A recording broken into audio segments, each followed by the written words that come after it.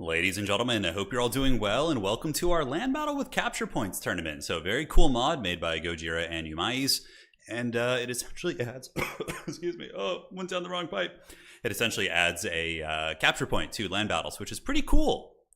You don't need to worry about attacking rules, all that sort of other good stuff, and also all the army limits are cooked into the mod, so you don't need to worry about like picking the wrong armies, which is really, really rad. So let me get this all set up here, and we will find old Pone's game. So that's going to be the first one we cast. I believe he's playing Chaos Dwarves. I'm not sure, but we're going to find out here in just a second. And let's switch it on over and go from there. So we've streamed this mod maybe once or twice before, but it was a long time ago. It was ages ago. All right, just getting everything set up here. Good to go, and just waiting for his opponent here, and then we should be good to start. Welcome, welcome. I'm Mutiny. I'm resting my hand today.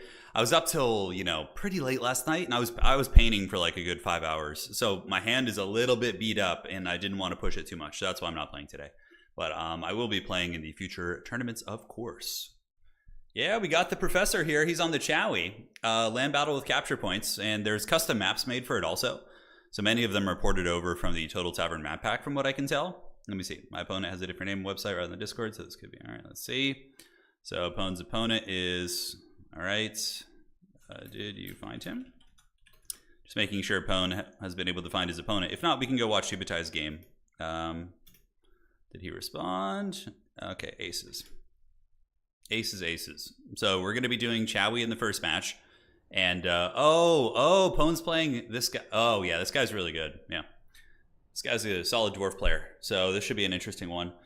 We have a grudge match out of the gates. Yeah, I played Gotrek on stream a couple weeks ago. He's pretty good. Yeah, very solid. So this should be a fun fight. I don't know who's favored in land battle.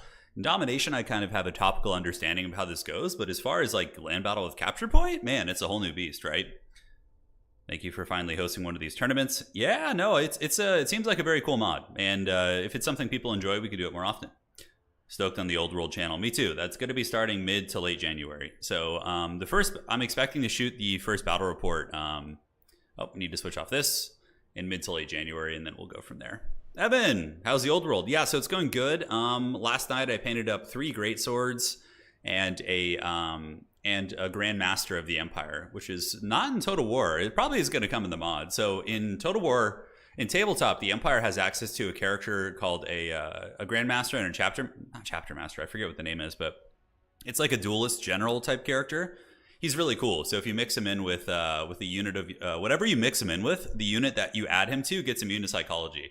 So like if you have a unit of, let's say, Demograph Knights, Empire Knights, State Troopers, and you add the Grand Master, they all become immune to psychology. So they're immune to fear, they're immune to terror, and also I don't believe they have to take panic tests either, which is really nice. Yeah. January's almost over. I know, we're getting there, man. We're getting there. So yeah, the Empire army is almost fully painted. The Warriors of Chaos army just needs to have 6 Chaos Warriors painted, and then a couple little things here and there, like some basing details.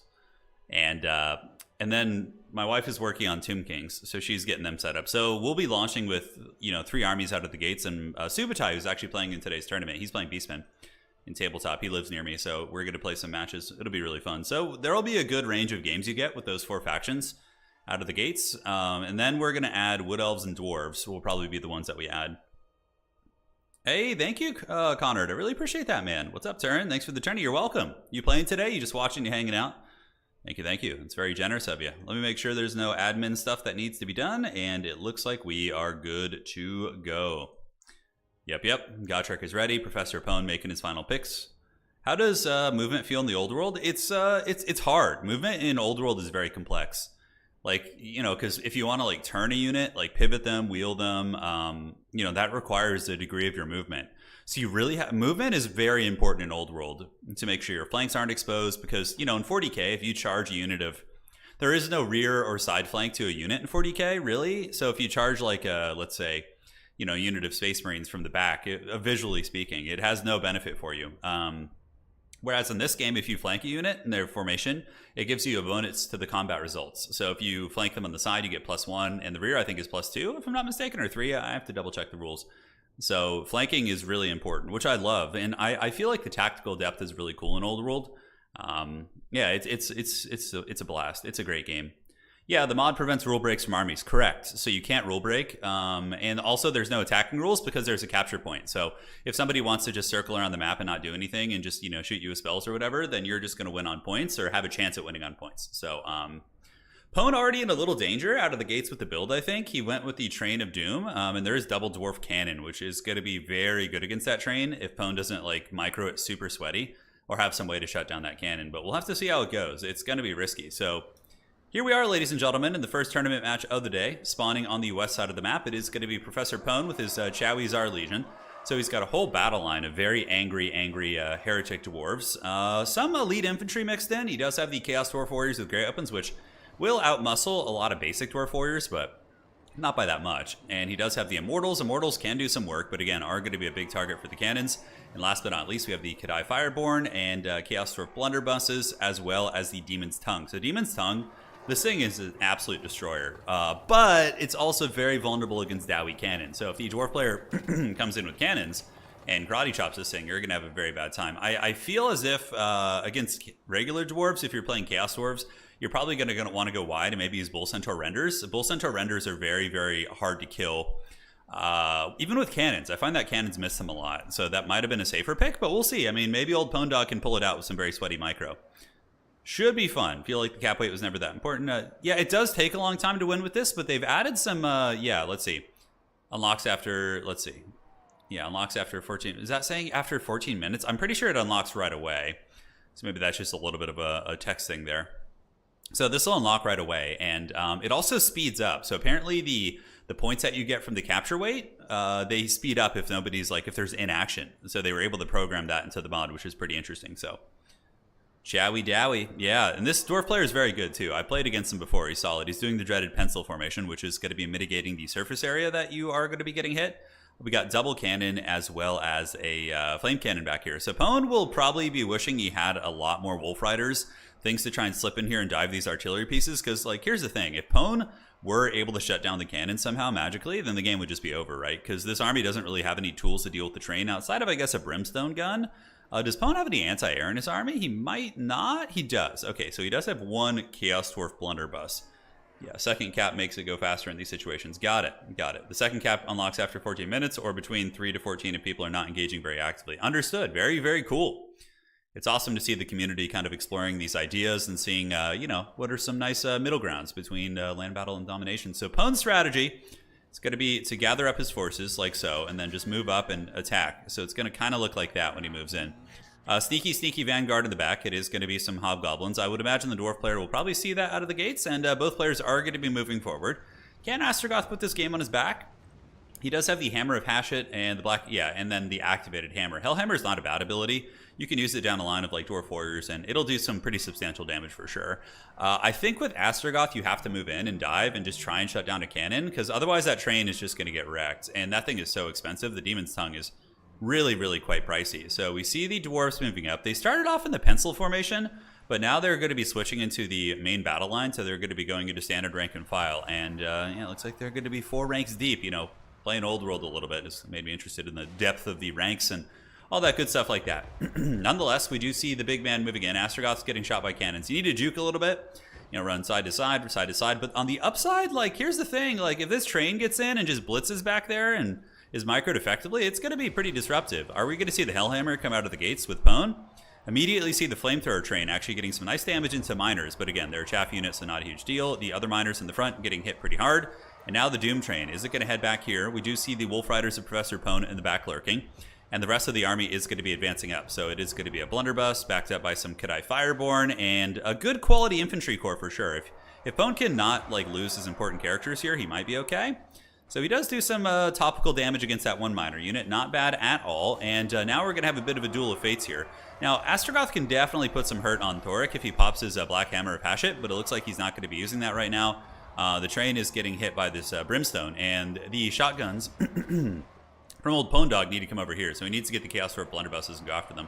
So Astrogoth, yeah, he needs to pump those Dwarven legs and run in and try and cause some disruption. The Black Hammer of Hashut not going to be doing much against the Skulder Guard.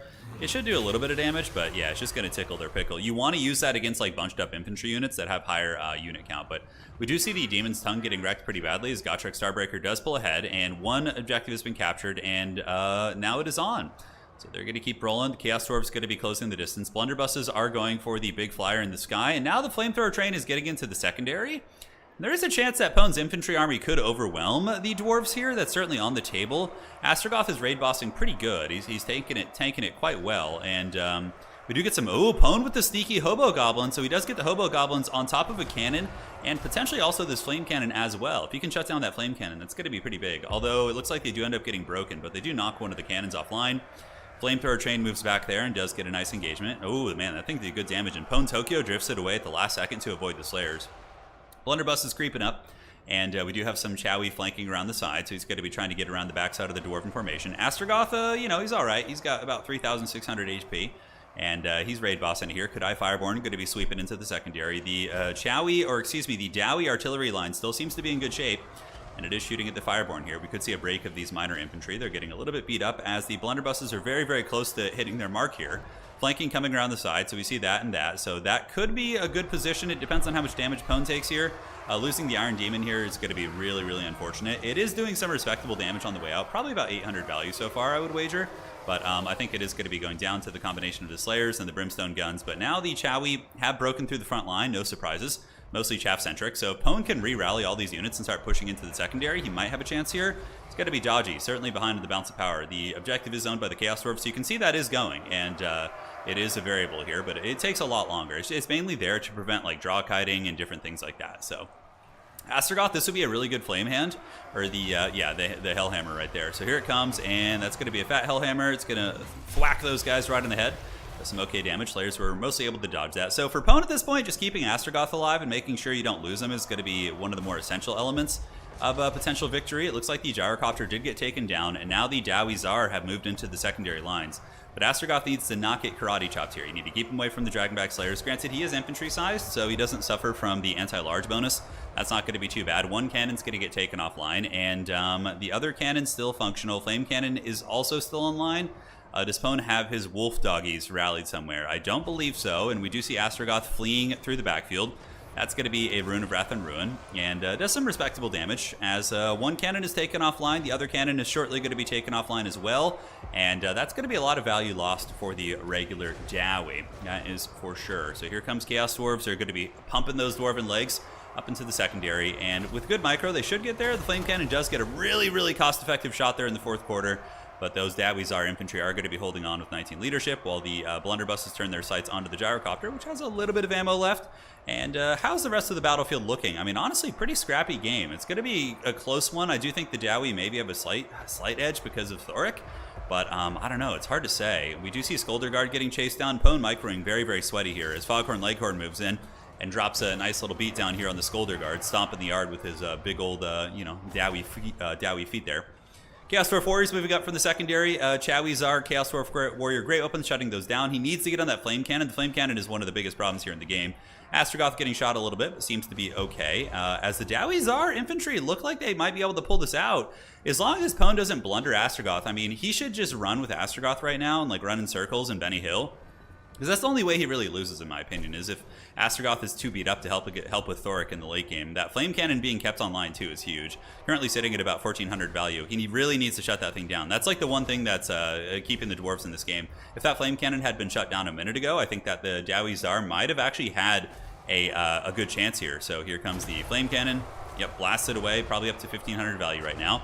Pwn trying to work around the side of the formation, which is very, very smart. He's going to be cruising for a bruising there. Oh, man, we forgot about these guys. We have the Immortals still. So the Dowie Tsar still have the Immortals. Oh, that's a big problem for the Dwarves here. Dwarves are about to lose a lot of bounce of power for sure from the cannon going down. And Pwn needs to really focus on getting that Flame Cannon down. If that thing lives, I mean, that's the one way that the Dowie are going to be able to get this. Bounce Power is looking pretty grim, though, but the Immortals, like, otherwise would be a big problem, and they are going to be rushing through, but the Flame Cannon getting a lot of cost-effective damage in there, and who would have thought that the Flame Cannon would be the hard carry here? Absolutely.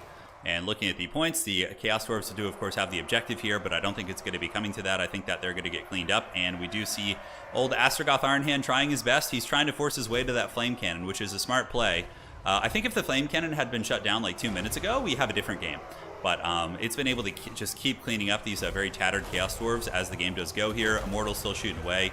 And here we see the Gyrocopters actually diving in. Looks like the Hellhammer is going to be dropped there, and the Hammer of Hashut does a little bit of damage. And now Astrogoth is able to weasel his way through. 2 leadership on the Immortals, man. But they do end up breaking, and that is going to probably be the end of the road for old Professor Pone. That was a really good match, though. Very good grudge match. Super, super close. Definitely winnable for both sides. If Pone brings one more Wolf Rider, or just shuts down the Flame Cannon slightly earlier, I think he wins that game. But the Dwarf player did a very good job, Gotrek, of defending the Flame Cannon. So he sat on it, was perpetually maneuvering units to defend it, and hey, that's a fun game, guys. You get the old Dawizar Flame Cannon right out of the gates there. And look at these guys. What's their scheme? Oh, they're wearing like... I thought they had like gray skin, but no, they're wearing like gray jackets there. GG, well played. That's a victory for the Dowie there. It was a shortish fight, yes. Not too short, but, in the ballpark. And that's going to be game 1 going to the Dwarves. Well, it is a best-of-1 tournament, so it is single elimination. Doing that just so it's quick and, casual, and people can have a fun time testing out the mod and not be committing 10 hours to best-of-3s. All right, so let's refresh the brackets, take a look, and see what other matches we have here as we look into the tourney. Topside game is finished. We do have Salinator defeated him. Martin is playing Big JP. Roflin and Subutai, that's going to be a sweaty match. Umais and Rusty, Sabris and Pone. So Pone was just defeated here. And then Nurgle's PA versus World Beater on the bottom side. So we'll be casting a round 2 game. And so we're going to cast round 2. And then we're going to cast both semis as well as the final. And then we'll be having an FFA game to close everything out towards the end of the stream. So, short. Yeah, it's good. The grudge has been settled. They've wronged us. Gimli is very satisfied, dude. He's very satisfied. Pone played well despite not having the most optimized build in that situation. He played a very, very clean one. So we have a little bit of time before the next game starts. Probably not too long. We can cast another dwarf game if we want to. I'm kind of curious. I want to see. I don't know. I wonder what Roflin and Subutai are playing right there. Probably. Let's check. I know Subutai is playing Beastman. Roflin, on the other hand, what is he playing? Where is he? Okay. I think he's playing High Elves or something. Just checking the old Discord here to see what the lads are playing. Yes, good. Trying to see what the boy is playing. All right, so he's playing Kislev, so that makes sense. Kislev is the sweatiest faction you can play. Granted, Beastmen actually have some tools to beat Kislev. We saw in the last single faction tournament, the Beastmen player defeated the Kislev player pretty decisively. So it's very, very possible. Yes. Perfect. How exactly does this work? So it's a land battle. Let me show you. It's a mod, and you go here, and just would create a custom game, right? And then you have land battle with capture point. It's a new game mode, and there's custom maps for it, which is really cool. You can see all these. So these were made by our community as well. And so there's a capture point in the middle. So normally, if somebody wants to like draw kite you or be obnoxious and run circles around in a land battle or corner camp, you have to deal with them. You have to chase them. You have to go to the corner, whatever. But in this mod, it makes it so that there's a single capture point in the middle of the map, which you will win after holding it for 700 seconds. And if there's not much action on the battlefield, for example, your opponent's sitting in the corner, maybe intermittently attacking you, it's going to speed up the capture. So it's pretty cool. It has they were able to program in a tool to make it a little bit speedier, which is very fun. Which is very, very fun. Why is the changeling so jacked? I don't really get that. I mean, I guess a lot of the demons are kind of jacked in their own weird demonic way. Yeah. Gains for the Dark Gods. Not as jacked as Herald Hammerstorm. All right, so just waiting for a round 2 game to finish here, and as soon as it does, we will cast one of those. We have a couple rounds just wrapping up. So yeah, we had the top round and then this game. So 2 matches have finished here. And now we just need to see. I know Subutai likes to take his time building his army, so that could have been the case. That could have been the case there. But yeah, those are the basics of the tournament. I'm going to go grab some water real quick, and then we'll carry on in just a second.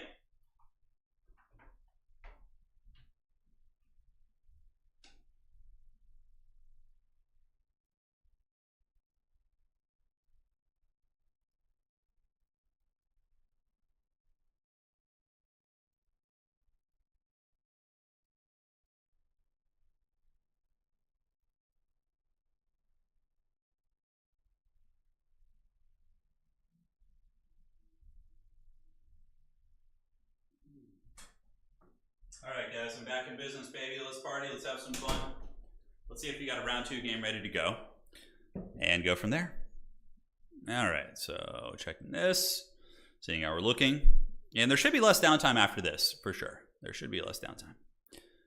Okay, so that match did finish, and still waiting on a couple. Okay, we started, taking a little bit of time. They do have 45 minutes for rounds, so fairly normal stuff. Yeah, I do wish I was playing today. It seems fun. Seems like fun. What would I have played to have the best chance in land battle? The thing about Empire is, if you run into Dwarves or Kislev, your chances of winning are very low. You can beat them, but it's they have a pretty big advantage against you. Empire, you can, I guess, go Greatswords and Huntsman is a nice combination. With maybe some War Wagons, but Little Grom can kill those War Wagons pretty effectively. Any chance you'll do a Total War Warhammer 3 campaign again? I don't know. That's not something I've really considered. Yeah, I don't know. I haven't been too into the campaign. You know, I just love multiplayer stuff. Maybe I would do a PvP campaign. Like I would grab a friend and do that. So if I was playing Empire against Kislev in land battle, what would I do? Probably I would go 3 Greatswords. Mix in some of these bad boys. And do we go handgun spam? I mean, Huntsmen can do some work against, let's see, they're good against things in the woods. And I guess, I don't know about much else. Let's maybe throw some Riflemen in there. Yeah, that's pretty Chad. And then from here, we could go ahead and get a Light Wizard. Could be an interesting idea. So we get a Light Wizard. Okay, so Light Wizard has net, and then we run Banishment for the second spell.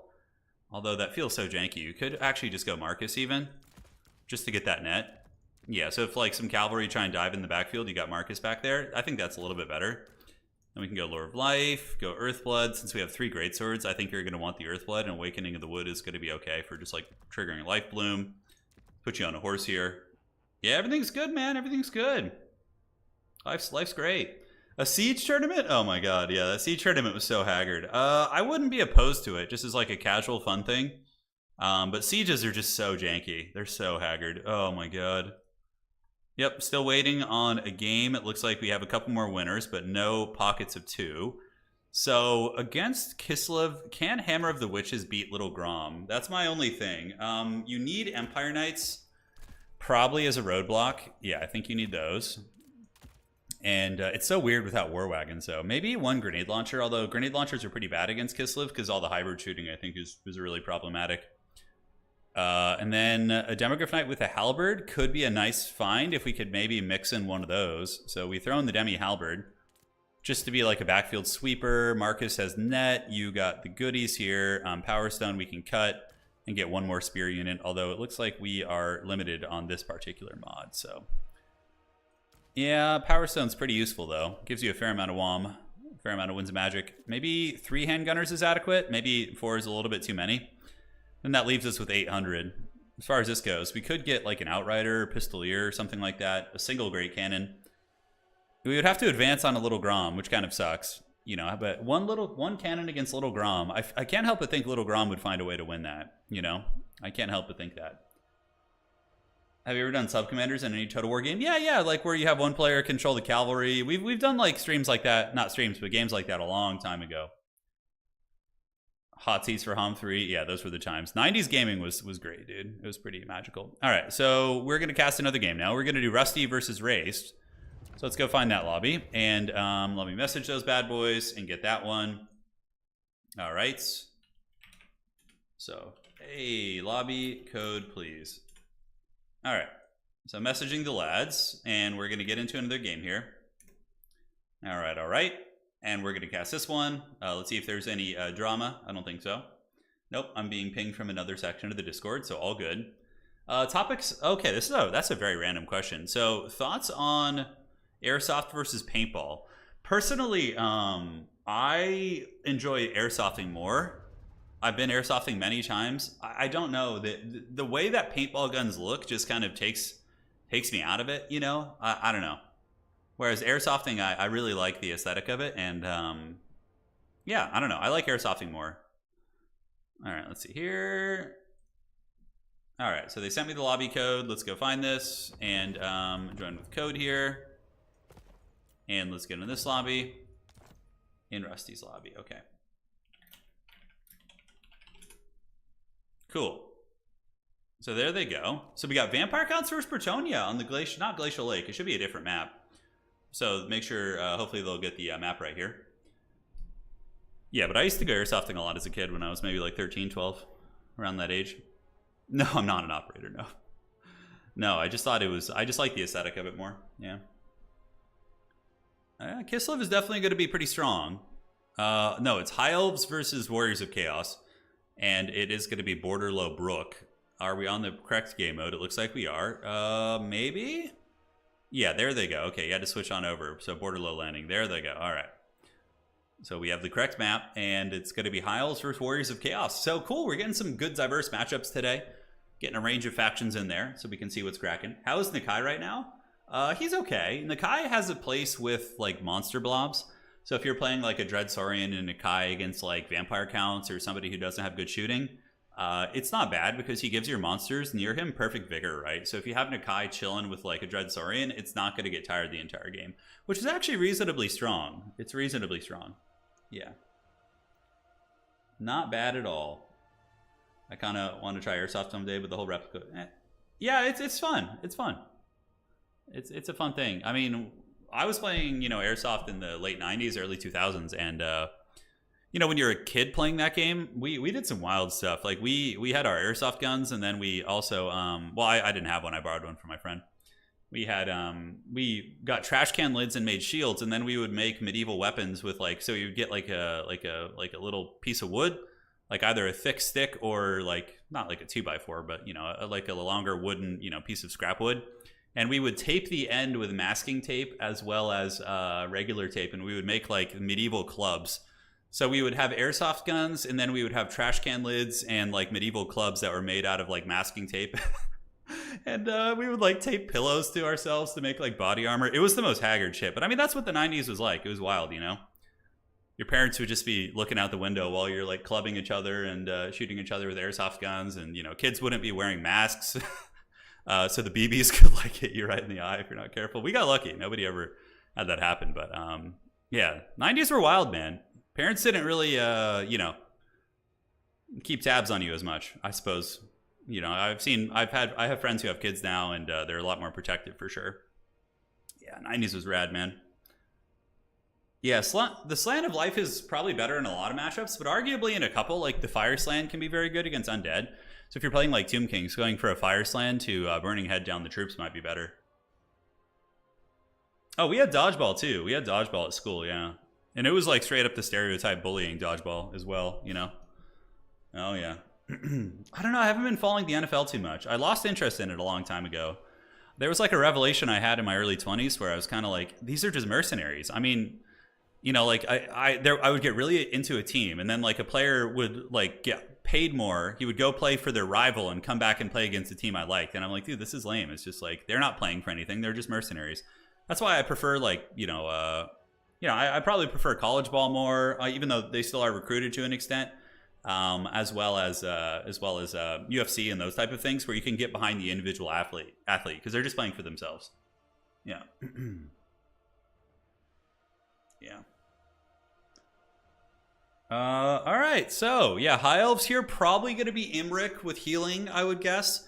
Just a big scary Star Dragon. Warriors of Chaos, I'm not sure. Festus is an option, but the problem with Festus is he's very, very vulnerable against getting gooned by High Elf Dragon characters. So, and Archeon also, doesn't he do fire damage? If Archeon does fire damage, that's going to make him very shitty against, like, the fire resist that the High Elves have.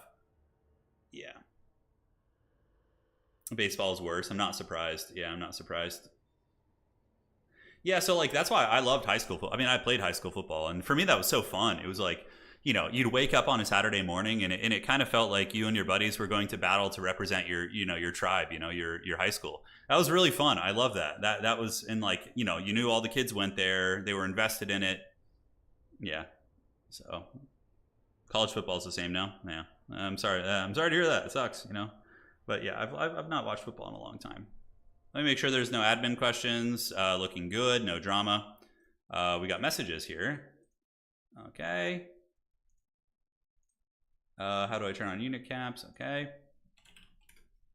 So it's in multiplayer selection when in lobby. Okay, looking good. Just checking with all the players, making sure there's nothing they need my help with. And it looks like we are all good to go. Yep. We're all set. So they're just taking their time with army picks in. What position did I play? I played running back and strong safety. Yeah. Running back and strong. No, not linebacker. I was too small for that. I mean, I'm about 5'10", maybe close to 175 in high school, give or take. You know, I was more of a runner. You know, like so I played running back and safety. Yeah, it was fun, man. It was fun. Got plenty of concussions. I remember them quite vividly. Good times, you know. The coaches would just call it a stinger. They'd be like, "Walk it off, get back in the game." Yeah, land battles with capture points. Yeah, you'll see it here, Ludovic. It's going to be popping up here in a second. Yes. Okay, so Rusty is really scheming the build out here.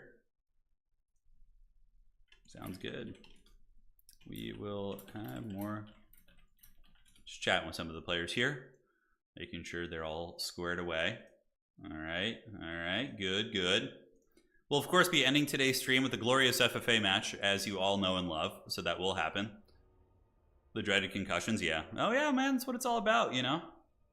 I've had a fair amount, but thankfully I didn't play college football. I almost did. I did some trips and recruitment trips and a couple different things like that, but then I tore my hamstring pretty bad at the end of my high school, and I was never able to really sprint like I could again, so it was a blessing in disguise, though, because I didn't play college ball and get a shit ton of concussions, so... All right, so baby, let's get it. Let's have some fun. We got the Warriors of Chaos. Oh, double Chaos Knight of Nurgle. Oh yeah, power fantasy fulfilled, baby. It's gonna be Valkia, which is really good. Valkia is amazing. She can avoid Imric and she can hunt valuable targets. She can help against Dragon Princes. If she does get isolated and attacked, she can then pop her not Dragon Shield, but her Demon Shield to become immune to damage. And Buna's really good. You just cast Buna on Dragon Princes and like you got your value. It's really good. Yeah, it's going to be good.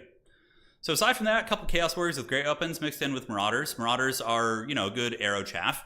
And Chaos Warrior Great Weapons will trade very well into most of the High Elf Infantry. And overall, very solid build from Rusty. I like it quite a bit.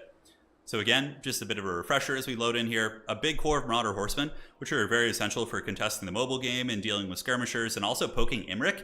Like big dragon characters, throwing javelins at them is quite good. Marauders to absorb arrows. Chaos Warrior Great Weapons, I think you need a couple of these. If the High Elves come in with like Phoenix Guard or Swordmasters and you don't have good quality AP infantry, you're going to have a bad time. So having a couple Chaos Warrior Great Weapons I think is excellent. Now Nurgle Knights are going to be very interesting. Like they're tanky.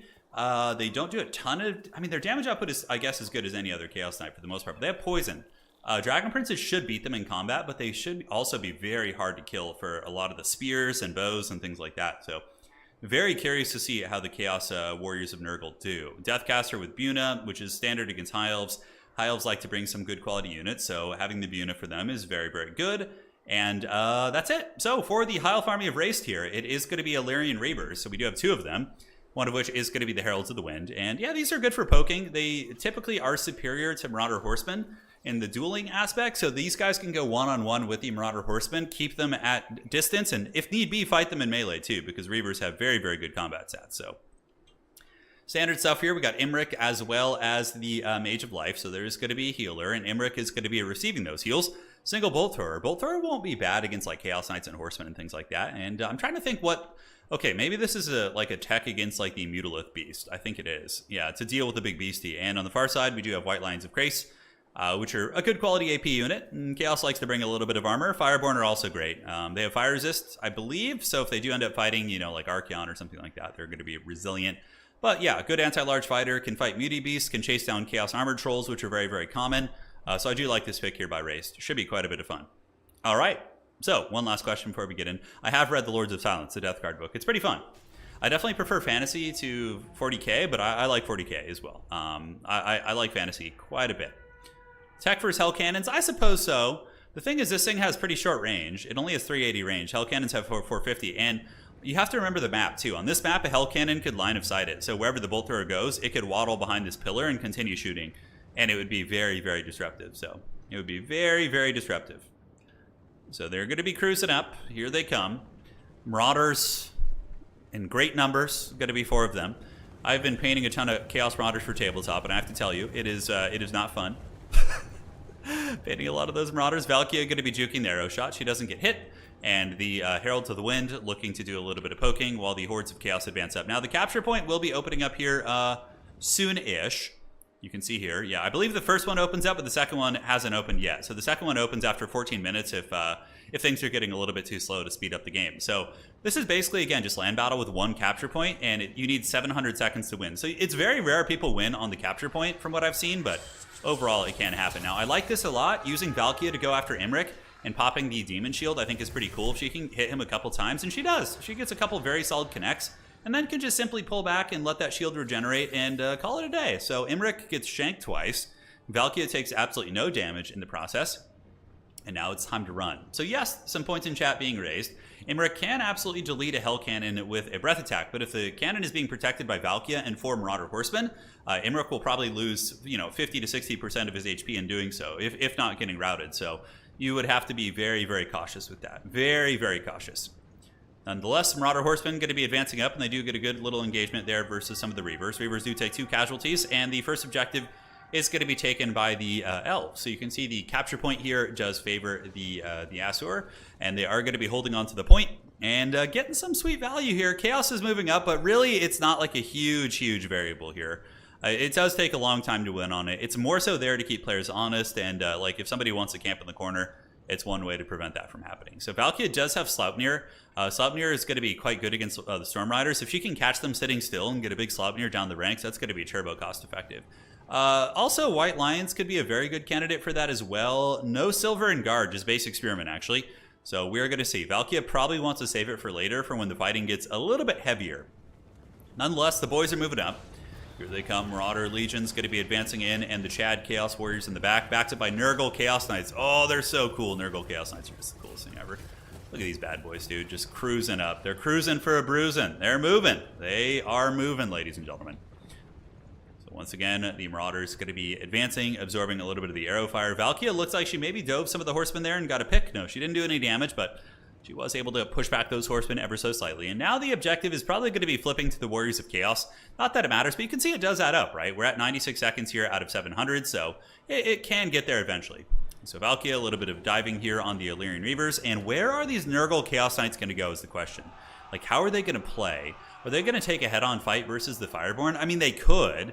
If they engage against the Fireborn with Buna, it might not be the worst thing in the world. And now we do get the big man landing, so it is going to be Imrik. And the Chaos Knights of Nurgle are going to be trying to chase him away. Granted, their damage against big flying armor isn't going to be very good. They don't have any anti-large bonus. Granted, they do have poison, so they do connect with Imrik and apply a little bit of poison. And I'm just waiting for that fat, erect Buna going down, baby. The Buna is going to be doing some big work against these Fireborn here in the backfield, that is for sure.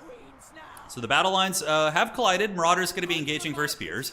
Spears will be able to hold pretty well, especially with Big Daddy Imrik there. And where are the Chaos Warriors? The Chaos Warriors are following up in the secondary. We are going to be seeing the White Lines of Krace moving in. The Vuvuzela of the Gods has gone down, and the White Lines of Krace are going to be able to just bash the hell out of these Marauders. They have really good armor and, of course, good stats. And Sleipnir did go down to the back. Nice Sleipnir. Just wrecked those Sea Guard. Brutal damage. And the Storm Riders also get wrecked, while the Ho-Ho-Ho in the back does go down on the Fireborn. So Fireborn going to be taking a ton of unit damage. And it looks like 2 units of Chaos Warhounds were able to collide with the Eagle Claw Bolt Thrower and take it down. So a bit of a blunder there by Race. He does lose his Bolt Thrower, and the Fireborn are getting laughed at by the Chaos Gods, which is pretty classic, while one of the Hound units continues to try and disrupt, going after whatever missile units it possibly can. Now, this is really good, too. Imrik is being just pounded by all that firepower. Beautiful, beautiful focus fire here by Rusty, shooting into the big man. So, yeah, Imrik is getting worked on pretty good. Valkia also getting in there with her Shank. And this could be the High Elves in a little bit of danger here, as the value does massively start to favor the Warriors of Chaos. But remember, there is healing available for the High Elves, so they can get some fat heals up on the Dragon character. These guys need to be rallied back. Also, the White Lines of Krace definitely need to advance up, as we do see our boy Imrik pulling up in the sky. He retreats, 3,461 HP on him, and now Valkia is going to be continuing her rampage. She's going. So they're going for the bad boys. Yes, they're going to be hunting down that mage. In the backfield, we do see the Doggos finally getting chased down. As far as the frontline fighting goes, it's a bit even, but the Chaos Warriors will make a big difference once they pile in. This would be a huge breath attack by Race here. That'd be really nice. Nice one. Beautiful breath. Very, very good. Hits 2 units, although if he was a little bit deeper set, it would have done more damage. But here comes Valkia hunting down the big man in the sky. Where's that regrowth for Imrik? It looks like there was an Earthblood going down, but it was a miss. Earthblood, yeah, and it didn't hit Imrik, so that's a little bit of a blunder. Now, Chaos Knights cycle charging wherever they can, trying to find engagements, and these Chaos Knights are going to be piling in to help out against the White Lions of Grace. White Lions of Grace will have a pretty cost-effective fight against the Chaos Knights, but the Nurgle boys will be applying poison. They have a ton of HP per individual model, and, you know, with support of Chaos Warriors on the ground, this should be a pretty one-sided win for them. Now, as far as the rest of the fighting goes, the Elves are holding on pretty well considering the circumstances. Here we do see another Fate of Una going down on the Fireborn. So the Fireborn completely folded up at this point, completely folded up. They're not going to be much of a factor anymore, as the Chaos Knights of Nurgle were able to hold them in place while the Death Magic was able to finish them. Another Sleipnir going down. Really, really good Sleipnir, man. That was beautiful. It nails the White Lions, it nails the Spearman, hits the other Spearman on the other side, and so far has been very, very disruptive. Look at this, guys. Imric going to be diving in. A bit of a blunder potentially here from Rusty if that mage does get killed by Imric, but I think Valkia is going to be coming in to make sure that doesn't happen. And now we get a big Earthblood going down. And is there no regrowth on that caster? There is regrowth. I'm surprised we haven't seen one on Imric yet, but Imric is going after Valkia. Could he put this game on his leathery dragon wings and try and carry it back? Rusty has been the Dark Lord of these Marauder Horsemen, though. Like, everywhere Imric is, he finds a nice, comfortable position and is able to get some really good shots. 1100 HP, 1000 HP on Imric. Chaos Knights of Nurgle coming in with the flank. They were able to find their way around the side, moving in, and they do sandwich these Illyrian Reavers. And if Imric dies, that's probably going to be GG. He's getting a lot of javelins, and the Lord of Dragons is very low, probably at a couple hundred right now, 80 HP.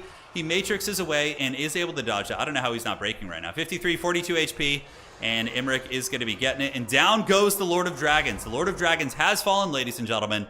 And now the Hordes of Chaos are going to be enveloping the world once again, as I don't think there's much of a chance here for the Elves without their Lord. He's a big, expensive centerpiece, and the Chaos Knights of Nurgle coming in to finish the job. So the Chaos Knights of Nurgle thundering in on their apocalyptic warhorses and running over the Reaver cavalry. And that is going to be probably it, right? Like, Chaos does own the objective, obviously. And you can see they've owned it for, you know, a good 4 or 5 minutes, and it still is nowhere near winning them the game. So it's more of just like something to keep the players honest, which I really like quite a bit. And it's nice to have land battles where you don't need to worry about like all the rules and different things like that. It's exactly what, you know, it always should have been, really. So here comes Valkia. Now, don't get me wrong, there's still ways to probably abuse it, and we haven't discovered those yet, but we will see in due time. We will see. Book of Hoth.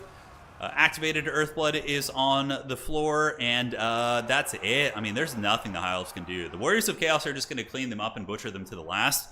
We do have the Storm Riders here. Storm Riders are holding valiantly. A very, very stalwart unit with their 53 melee defense, but they are going to get run over by Chaos Knights and Chaos Warriors. Here we got a couple Chaos Knights of Nurgle, 19 of those bad boys being swarmed. They might lose this fight because of the spears, but I don't know, they might find a way to also win it. Yeah, those Nurgle Chaos Knights are really cool. I actually need to go change the paint scheme on my my Nurgle Knights. There's a little change up I need to do on these bad boys. So, yeah, nothing else going down, boys. That's going to be it. And the Elves looking pretty bleak, ladies and gentlemen. Pretty bleak as the balance of power massively shifts in the forces of the Dark Gods. Valkia, once again, going to be hunting down the mage. And, you know, this is what she likes to do. Khorne, for sure, does not like magic. And, you know, that's the drill. GG, victory for the War Host of the Apocalypse. Chaos has done it. Yeah, Chaos probably have menus, right? Maybe a little bit. All right, good game, well played. Took them Nurgle Knights for you, mate. Hell yeah. He said he brought the Nurgle Knights just for me. I love it, dude. And you managed to beat a very good player. Race is quite solid, so that was a good performance. Nurgle Knights, they held their own. They didn't do bad at all, and they're just the coolest thing ever. Oh, they're so cool. So, let's refresh the tournament, see if we have any other games going, and from here, maybe we do have some that are just getting started. And now we're going to be doing semifinals. So we just need to wait and see what the semifinals are going to be looking like. And we'll cast both of those and then the grand finals. So we got 3 more games to cast, and then we're going to be doing our FFA of the Gods, which should be quite a bit of fun. And we'll go from there. Chaos Knights are so cool, man. Yeah, and you know, everybody likes seeing High Elves lose. That's like one of the greatest things ever. Okay, hold on. Let's see here. I'm curious. Do you like High Elves? So my predictions are that 30% of chat is going to like High Elves. Yes. No, they are. Okay. So I think 30% of chat is going to be a High Elf enjoyer. That's my guess. I could be wrong.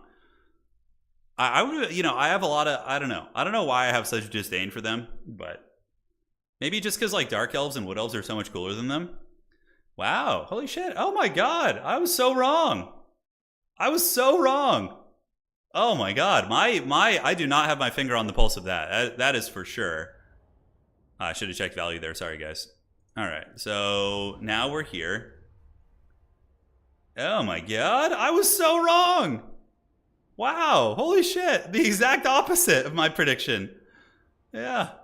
I enjoy seeing the Empire lose the most. Yeah, I fair play. I get it. You know, basic humans aren't for everybody.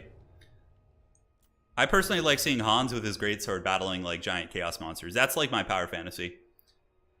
Wow. Oh my god. I was so wrong about that. Oh my god. Okay. What about, let's try another one. So high elves are clearly enjoyed by the community. You like... Okay, what about dwarves? I feel like there's going to be more hatred for dwarves just because of the way they play and how it's not like fun to play against them. Let's see. Okay, the Dowie might be more. Let's see. Okay, the dwarves are getting there. Yeah, it seems similar. Okay, who do you guys not like though? Can we find a faction that isn't enjoyed? Because it seems like, yeah, a lot of votes getting in, and you guys seem to like the dwarves too. Okay. All right, so let's do another poll here. Who is better? Let's do high elves or dark elves. Who are the most popular elves is my question amongst our little chat crew we have here. Okay, so refreshing, just waiting for a semifinal match and then we'll be casting it. Yeah, high elves are the least popular, it looks like, out of the gates. All right, so let me go ahead and get Salinator and get him. So we have our first match here. Lobby code, please. And let's do this. All right. So we got a lobby code coming up. We're going to cast this one. Wood elves, yeah. Wood elves are really cool, man. Wood elves are really cool. I mean, how can you not like Orion? Oh, he's so badass. And Ariel and like all those characters are so fun. All right. Now here's the most important question. Better. So Wood elves clearing it out here.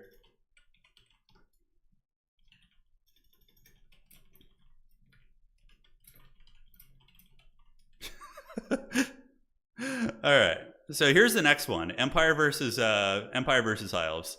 I better see the right answer here, guys. This one is pretty serious. We put a little bit of bias into that one, but yeah, just a little bit of bias in that answer. All right, so let's get this. All right, and go from there. All right, cool. And let's join with the code. Okay, spec slot. And spec slot. Outstanding. All right. That's the ravaged body has been blessed. Yeah, that's good. Of course, Pone voted for the high elves there. I'm happy about that. Yeah. All right. We'll take that. We'll take that as a Sigmar W. The nation calls. Yeah, I don't know what it is about Cathay. Cathay doesn't tickle my pickle at all. I don't know. Because one of my favorite tropes in fantasy is seeing okay, just checking here, is seeing regular humans fight big scary monsters. To me, that's always been very fun. Okay, so let's get this and get that and get you in there. So coordinating the players here, and let me make sure the bottom side is going to be waiting as well. Wait for me before you start game. Okay, I'm going to tell Rusty, hey, wait for me before playing bottom. Looks like we could, I don't know what Salinator's playing. He defeated Martin's a very good player, very strong player. So he defeated Martin, so Salinator clearly knows what he's doing.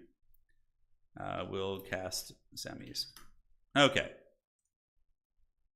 So the electric counts have been summoned, and we're all good. We're all good in the neighborhood. You're probably going to wait for Kislev for Old World. You're going to be waiting a while. I suspect Kislev and Cathay will come in like 2 years. I think that we're going to get, like, my guess for Warhammer the Old World is that we get a, we'll get, like, you know, maybe a couple years, and then we'll get a second edition, and then second edition would maybe come with one of those of Warhammer the Old World. I think it's going to be a while before we get those. Yeah. Kislev is very strong. They're very strong. I think there's some factions that can maybe take him on. Oh, wow. Vampire counts. Okay. So we got vampire counts versus Kislev. I can't help but think that Kislev has, like, is absolutely going to dominate this fight. Because how the hell do you deal with Kislev's healing blob? Like, Kislev can blob better than vampire counts, right? They have better stats. They have better leadership. They don't crumble. They're unbreakable. They also have a Mortis Engine monster with anti-large and a Patriarch to provide another layer of healing. It's cool to see. I'm really excited to see vampire counts here. I just don't know how they beat Kislev. I have no idea. Maybe they're just going to have to get real wild with their SEs. You need to summon Void Laws from the shadows to do this with his dreaded vampire count micro. There's some very very good players from early Warhammer 3 and late Warhammer 2 who are just the Dark Lords of vampire counts. But yeah, I'm stoked to see vampire counts. I really am. What is the map here? The map is going to be round 3. Let me make sure they have the right map. And it is going to be Talipime. So they're on the wrong map. So let me message him. It wouldn't, if they played on it, it wouldn't really matter. Talipime is map. Let me message Roflin real quick and tell him. And go from there. All right. So hopefully he'll get the right map and we should be fine. Yeah, I don't know how you beat Kislev with these guys. I really don't. We'll see though. I mean, he's clearly gotten this far. He won the first 2 rounds and he had hard opponents both times. And he's in ODM. ODM is very strong. So, but I've played against Roflin a lot. Roflin's also a very good player. Roflin is very strong. So yeah, this is a sweat match. We're getting into the sweatier games. Yeah, so maybe vampire counts, like, you probably go mass Graveguard Great Weapons with Stearnsman, Corpse Carts, Crypt Horrors, and then maybe go double, like, Blood Dragon Vampire Lord with Helm of Discord. I think it's got to be a Blood Dragon Lord up in the sky, and just make sure he doesn't get, like, caught in a bad position. You AoE debuff the enemy army, and go from there. When does my boy Franz get updates? Franz is going to get updated in Thrones of Decay, I'm sure. Yeah. Yeah, Blood Knights get wrecked by bears too. I mean, maybe in open field the Blood Knights could trade okay, but the bears can fight in a blob much better, and they don't rely on their charge bonus as much, and they also have access to a shit ton of healing. So, yeah, Kislev is very strong, very strong. I think factions that can take on... Wait, Roflin, he's not playing Tomb Kings, is he? No, he's playing Kislev. Hang on, what is he doing here? Let's check this. Oh, I think he's trying to check something in the Vampire Count roster. So he's checking. We do have unit caps on, which is good. So this mod is rad because if you're playing this mod, it's so nice because you don't need to worry about the army limits.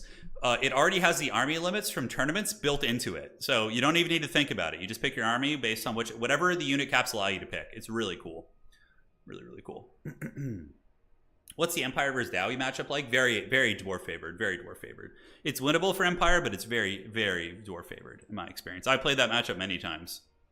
I played him many times. Yeah, many a time.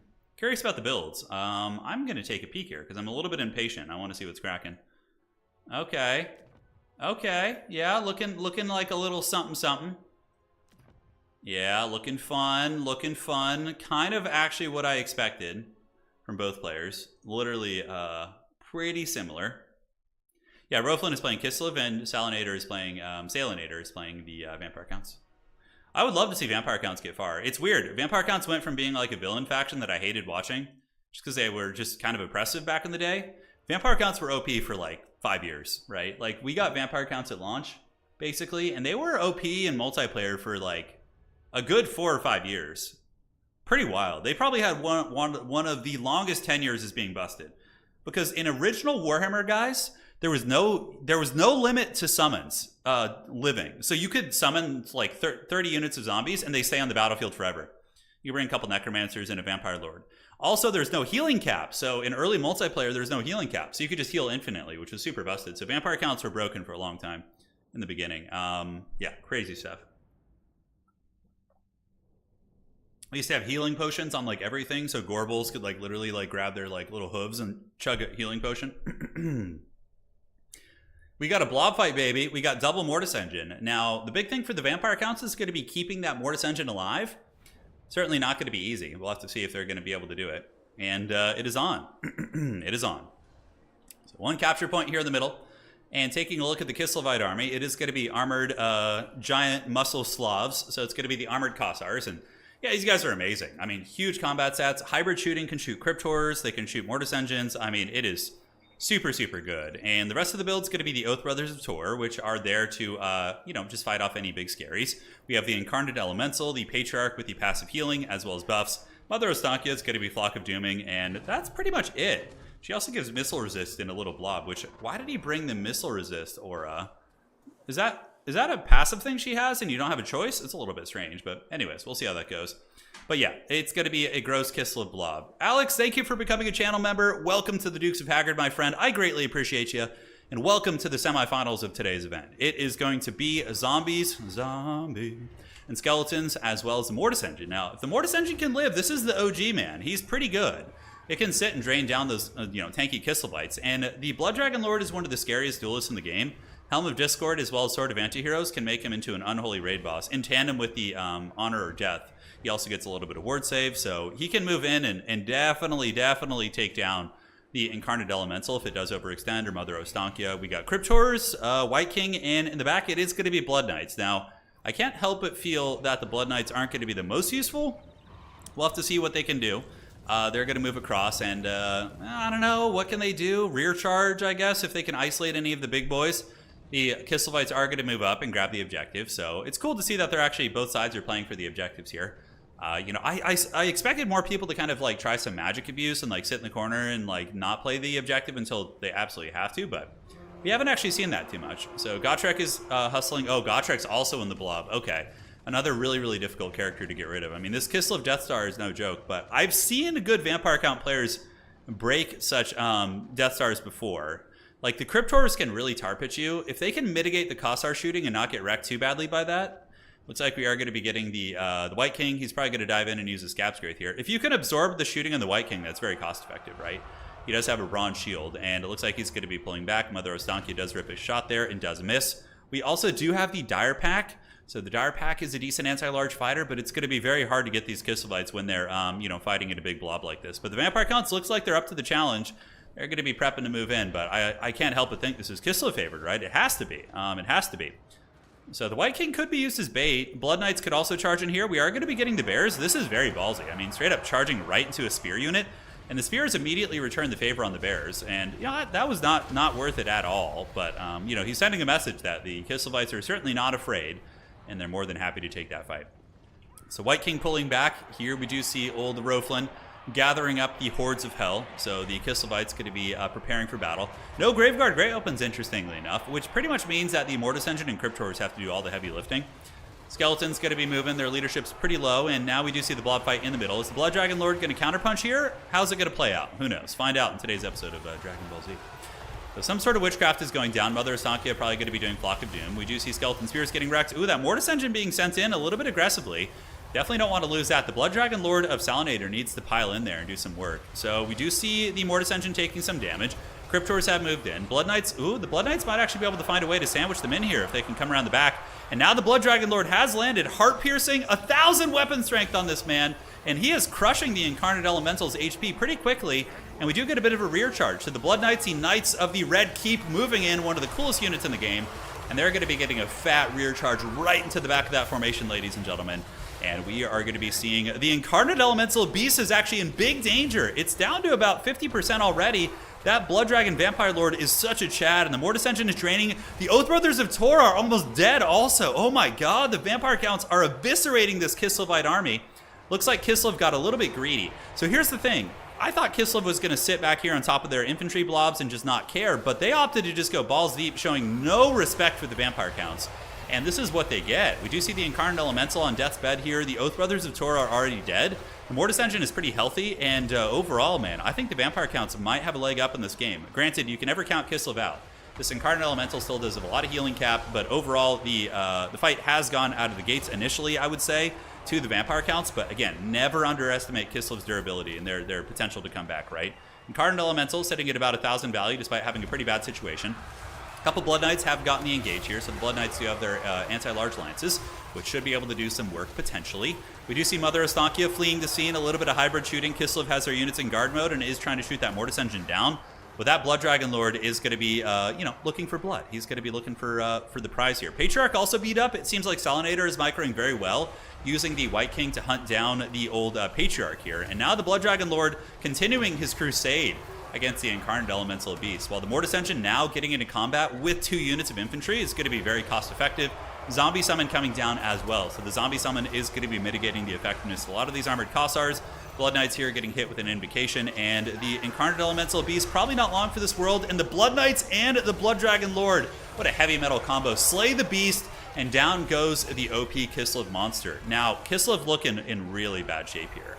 Patriarch is broken, Mother Ostankya is quite damaged, Mortis Engine is very, very healthy, so probably going to be able to drain down most of the remaining Kislevite infantry. Maybe if Kislev could find a way to kill the Mortis Engine somehow. Breath Attack right over the head of Mother Ostankya. Does a lot of HP damage, does about 15%. Helm of Discord active once again, and the Heart-Piercing Sword is on. The Sword of Anti-Heroes. So that is going to be 800 weapon damage there. And Mother Ostankya is fleeing and cackling and doing her best. But that is going to be a victory for the Vampire Counts, ladies and gentlemen, showing that they are still the kings of the blob fight. Granted, the Vampire Counts made... Not Vampire Counts. Kislev made a pretty colossal blunder. Like, if Kislev had been fighting on top of the Kossars, they wouldn't have gotten surrounded so badly by, like, Blood Knights and other things like that. But they opted to move in and fight on the...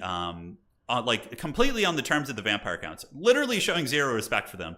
And you know, the Blood Dragon Lord went in pretty balls deep with 1,000 weapon strength, killed that monster very, very effectively. Mortis Engine was able to drain, and that is going to be Salinator in the grand finals with the Vampire Counts here today. So everybody likes seeing the villainous Kislevites lose, that is for sure. All right, so send code when you can, and we will do the other semifinals of today's tournament, which should be about ready. I would expect it to be. The Blood Dragon is very good. He's very, very good. Yeah, Stank still got 3k value. Well, yeah, Stank is busted, I think. So, oh, we got a fun matchup on the other side, guys. We actually have Dwarves versus Warriors of Chaos. So, in the grand finals, we have Vampire Counts. And now we have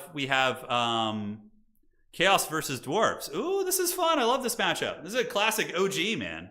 It's a grudge match. God, I want to start a vampire army in tabletop. There's so many armies I want to start. Vampires are pretty easy to paint too, though. They have so many good models in Age of Sigmar also. Ooh.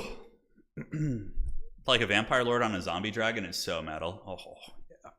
I would definitely run a bunch of Blood Knights. I would do like a Blood Knight type army. That would be so rad. Hell yeah, dude.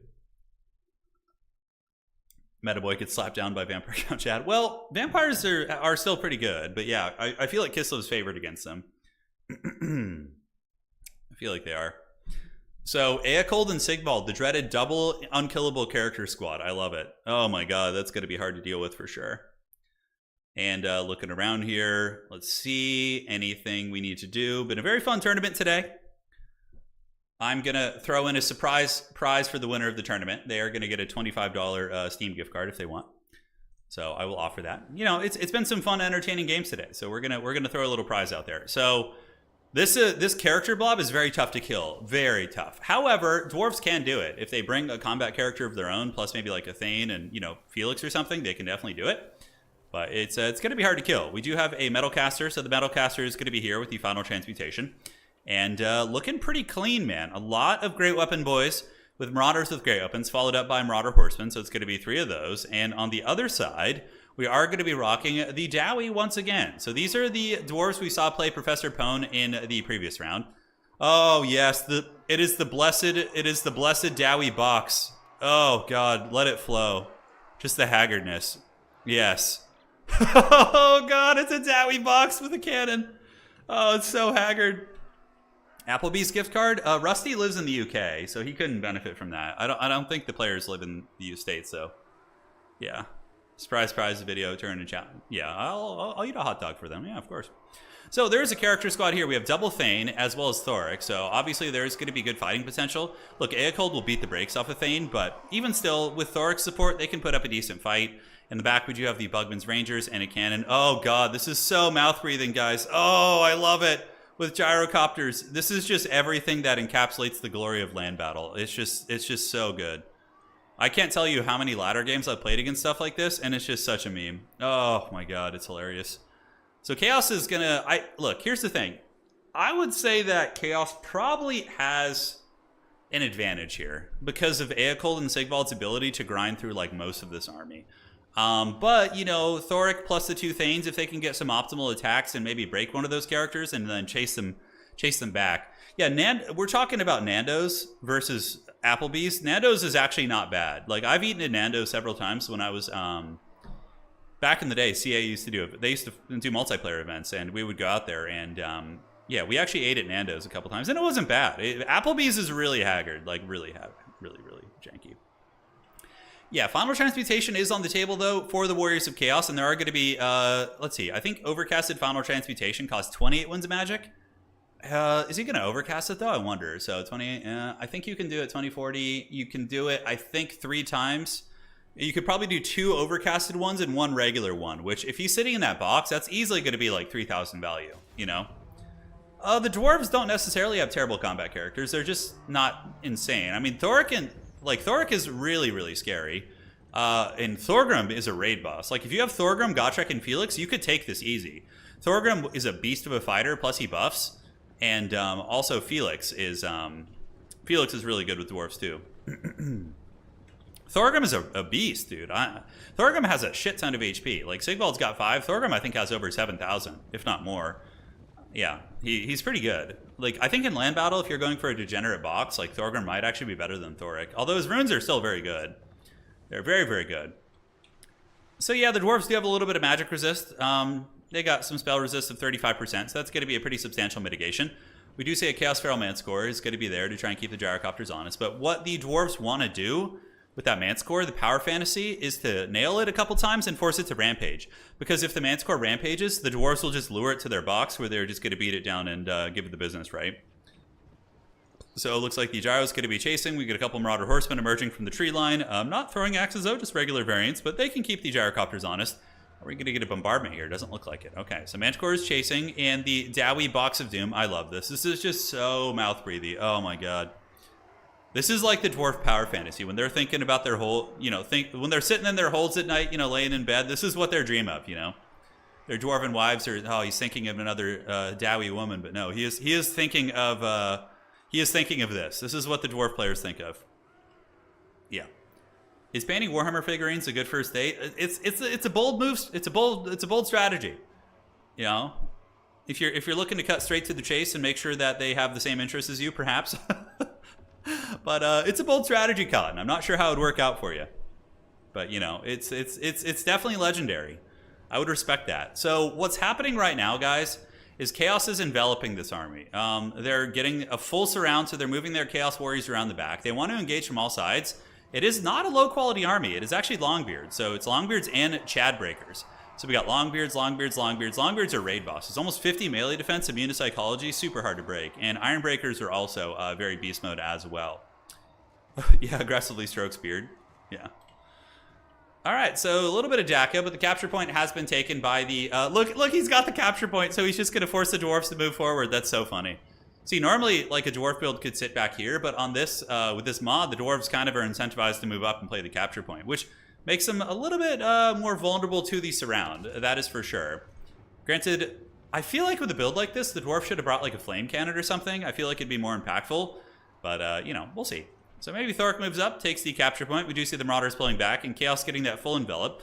So right now, we got, like, units coming from all sides, and I think he's going to make sure that he attacks all together to really get that big alpha strike. So Gyrocopter is still doing a little bit of shooting. Marauder Horsemen throwing their javelins in. Once the fighting starts, the Marauder Horsemen can park on the outsides of the box and maybe throw some javelins into, like, the cannon. We got double Bugman's Rangers. Bugman's Rangers are pretty stalwart. Those bad boys do have healing, so even if they do get poked by javelins and whatnot, they're going to be okay. So we do see... Holy shit. Oh, I just, like, a huge spider just came down from the ceiling and scared the shit out of me. Oh my god. Get back up there. Come on now. What are you doing, man? Oh my god, where'd you come from? Our town does have a lot of spiders, though, for sure. Anyways, hard to focus now, but I'll do my best. This is a Dowie quest battle. It really is. This is such a Dowie quest battle. But Sigvald and Eocold are coming in, and the Hordes of Chaos are going to be getting a full envelop. And Marauders with Grey Weapons will lose the Longbeards, but they ultimately should trade pretty well. They should trade pretty well. So you can see the second objective has opened up. Okay, Spider. Get out of here, man. What are you doing? Yeah, climb on the back of the monitor. Go be creepy back there. I'm a softie. I can't kill spiders. He's my homie. He catches flies and does other things like that. But look, you can see the inaction has caused the second objective to open up. And now that they're in combat, it's slowed down once again. I really like that. That's pretty cool. So the Marauders have engaged against the Dowie Box of Doom. Here they go. We get more Marauders moving in on the other side as well. As the Royal Dowie Air Force is going to be continuing to try and get that Manscore to rampage. But Eocold and Sigvald have engaged in the front line. Eocold Hellbrass going after Thoric. And now we get Chaos Warriors moving in to fight. Cannon's trying to snipe that Metal Caster, but Rusty is dodging pretty well with it. He's got the moves like Jagger over there. He's dodging, he's bobbing, he's weaving.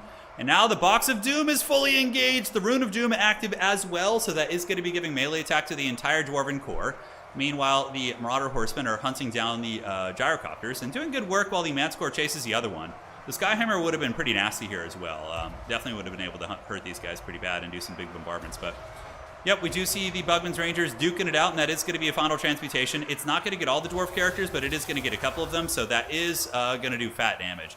These Longbeards getting nailed, Bugman's Rangers, both Thanes getting nailed as well, and that is big DPS for the Dark Gods. As Sigvald moves in, now he's going to be cleaving and getting into some of the range units, showing them his magnificent glory as his armor, reflecting his own image, I would imagine, or I guess out of the panicked Dowie, who knows. But that was a big one, but the Dwarves are holding it down. Still a very close fight here.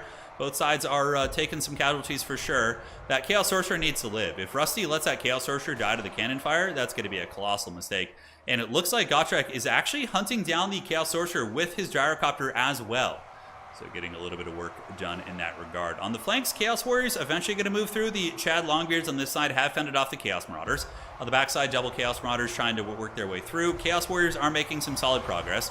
And now it is Sigvald fighting against the Thane as well as Thoric. So two Thanes plus Thoric are teaming up on Sigvald. But this is what he was born for. Sigvald is definitely quite good at tanking, but Thoric is a really good armor-piercing character. Eocold trying his best to work through the front line against the old Ironbreakers here. Meanwhile, the Chaos Warriors with Great Opens are going to be grinding on the flanks. He's trying to shut down that cannon, and this is a pretty big problem. I mean, losing that Chaos Sorcerer here is a disaster. A really big disaster, because he has so much value to provide to the battlefield still, and going down like that is really not good. There's still another 2 or 3 final transmutations, and the Dwarves might be able to win it just based on that alone. Eocold cleaving through the Ironbreakers in the front line, Sigvald just running in circles, Chaos Warriors trading extremely cost effectively. Now that the Chaos Warriors have saturated into the front line, their armor piercing is going to start making a big difference, because a Chaos Warrior Great Weapon will defeat a Longbeard. It takes a long time because of the high melee defense of the Longbeard, but ultimately they will. Oh yeah, Sigvald loses his 3v1 100%. Thoric and the two Thanes can definitely beat him down. But with Eocold backing him up, it's a bit of a different fight. Looks like Eocold is being called in, and one unit of Chaos Warriors surprisingly breaks over there. I'm surprised they ran for the hills, but it looks like they did. Rune of Wrath and Ruin on the backside tickles those Chaos Warriors a little bit. And now Eocold and Sigvald moving in. Balance of power is kind of close-ish, but definitely favors the Dwarves. Losing that Metal Caster was very rough, and all the Horsemen also going down is pretty catastrophic. I think for Chaos, maybe hiding that Metal Caster in the bushes would be smart at this point. No, he shattered. No more magic for Chaos. That is a big problem. One of the big advantages they have over Dowie is obviously they have magic, but now that that magic is gone, and Sigvald's getting his butt kicked by these characters. Chaos Warriors are fighting well, Longbeard slowly losing out in the front line, but certainly not quick enough. And I think the Haggard Dowie box might be able to find a way to get it. Who knows? So here comes Eocold and Sigvald going in. Manticore probably needs to jump on the Bugman's Rangers to mitigate some of the shooting. Chaos Sorcerer is broken, one Gyrocopter going down. The other one still has all 4 models and a little bit of ammunition left. And Chaos is starting to run out of steam, it looks like. Maybe if Eocold, Sigvald, and the company can start to win this fight against the Dwarf characters somehow. I've seen games where Chaos looks like they're losing, but their OP character squad with Eocold and Sigvald can do work. It would have been really funny to see the Changeling and actually have him turn into Eocold as well. That kind of stuff is always pretty hilarious. But we do see Thoric and the Thanes fleeing the scene. Manticore does get rampaged. Chaos Warriors in the front line just being ground down. And I'm really impressed at how well the Dwarven troops are hanging in this fight. Like, I thought they would be losing more decisively against Chaos Warriors, but they just, like, barely lose it. So that's very impressive. Here we see the Chaos Feral Manticore being dragged through the mud and is going to be beaten down by Thoric. So Thoric's got his hammer, and we do see the big scary over here as well. And Sigvald's coming to the backside. And now it is time for the fight. Is he going to try and kill Thoric and go for the Gooning? Rune Investigation giving him 40% ward save. That is thick as hell. Eocold is trapped up in the infantry. It's going to take him a long time. And now Chaos is pretty much just, only its leaders.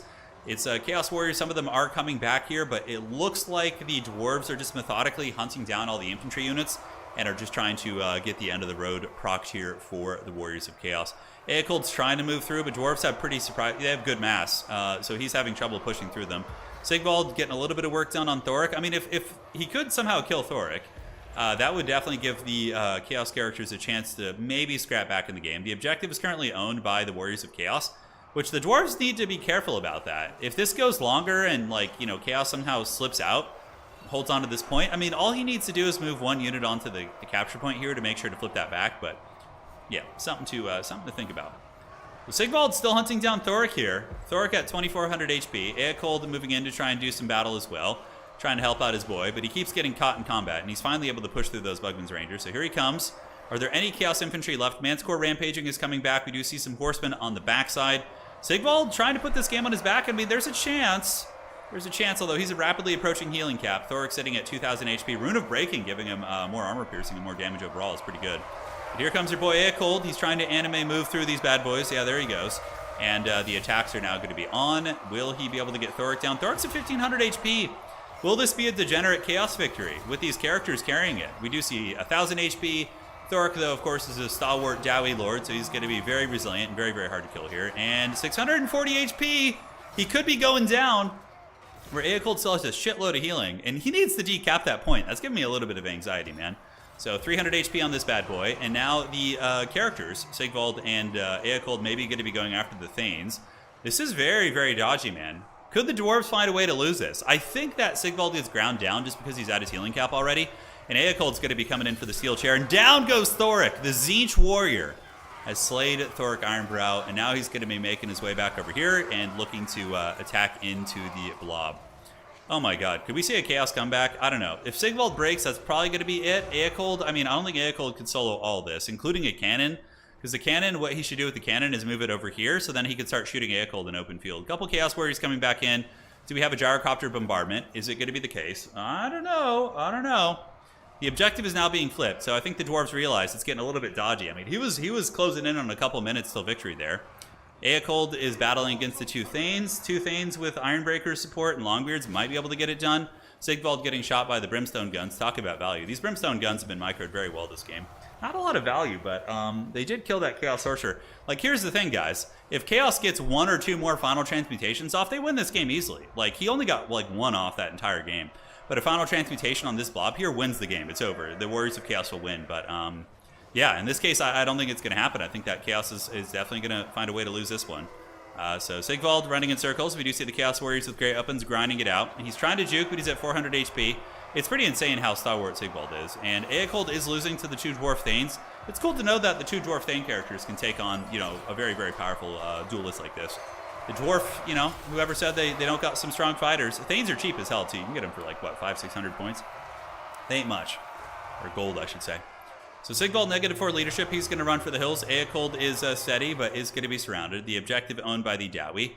And currently, the Dwarves just chasing off pretty much everything. And, yeah, it's not going to be Eocold in time for long. That would be pretty funny if he found a way to win this. So, just, like, grinds it out. Just absolutely grinds it out. What's my favorite Dwarf campaign? I like Thoric a lot. Thoric's pretty fun. I don't know. The Carrick 8 Peaks with Belagar is probably the most fun I've ever had, though.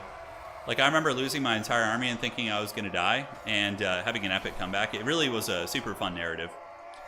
So yeah, it's only a matter of time before Eocold gets smacked a couple more times, and that's going to be it. The Dowie have flipped the objective. Sigvald is at 400 HP, so that's going to be it. Obviously, army losses work a little bit different with this mod, if I'm not mistaken. I don't know if they can actually be triggered, typically, because you have to use the survival battle, or not survival battle, but you have to use, I think, the domination kind of coding for that, so I'm not sure, but even still, Eocold's at 2,700, and the Chaos character player still thinks he has a chance here, so he's going to stay this one out, but I mean, there's no way. There's just too many dwarves and a cannon, but a little bit Bronzodia should not move that cannon away. The cannon should definitely flee over there and go for it. We do see Sigvald running for the hills, and this guy sitting at 2,800 HP. Eocold, definitely a monster. Very, very tough to finish off. So there he goes. And we'll get some cool cinematic shots. He's got some of the better animations in the game. For all of CA's haggardness, they definitely do some good animations on the characters. What's he gonna do? Oh yeah, that's one of the cool ones. He like literally does a backflip and like, you know, sends his sword launching into the dwarves here. One Thane is gonna be pulling back. The other Thane still duking it out. This is the way. Just surround him and let him approach his healing cap. It's going to take him 10 years to get these. It's going to take him 100 years. Clan Angren is really fun. Yeah, and the Ancestor characters, they definitely make for a pretty unique experience. You get all those like cool ghosts. Sigvald's going to be routed off the map here. He's at 74 HP, so he's probably done for. Aecold is taking hits. I mean, he's not. I mean, he is healing through a lot of it, but he's going to be approaching healing cap. And there's so many Dowie. There's so many. Like 78 Bugman's Rangers, 54 Bugman's Rangers. They don't have good armor piercing really in melee, but they do have 31 weapon strength, 8 of which is AP, so not the worst thing in the world. And old Aecold Hellbrass, being a classic land battle character. He's pretty good in Dom too, but definitely is better here. You know, just it takes so long to kill.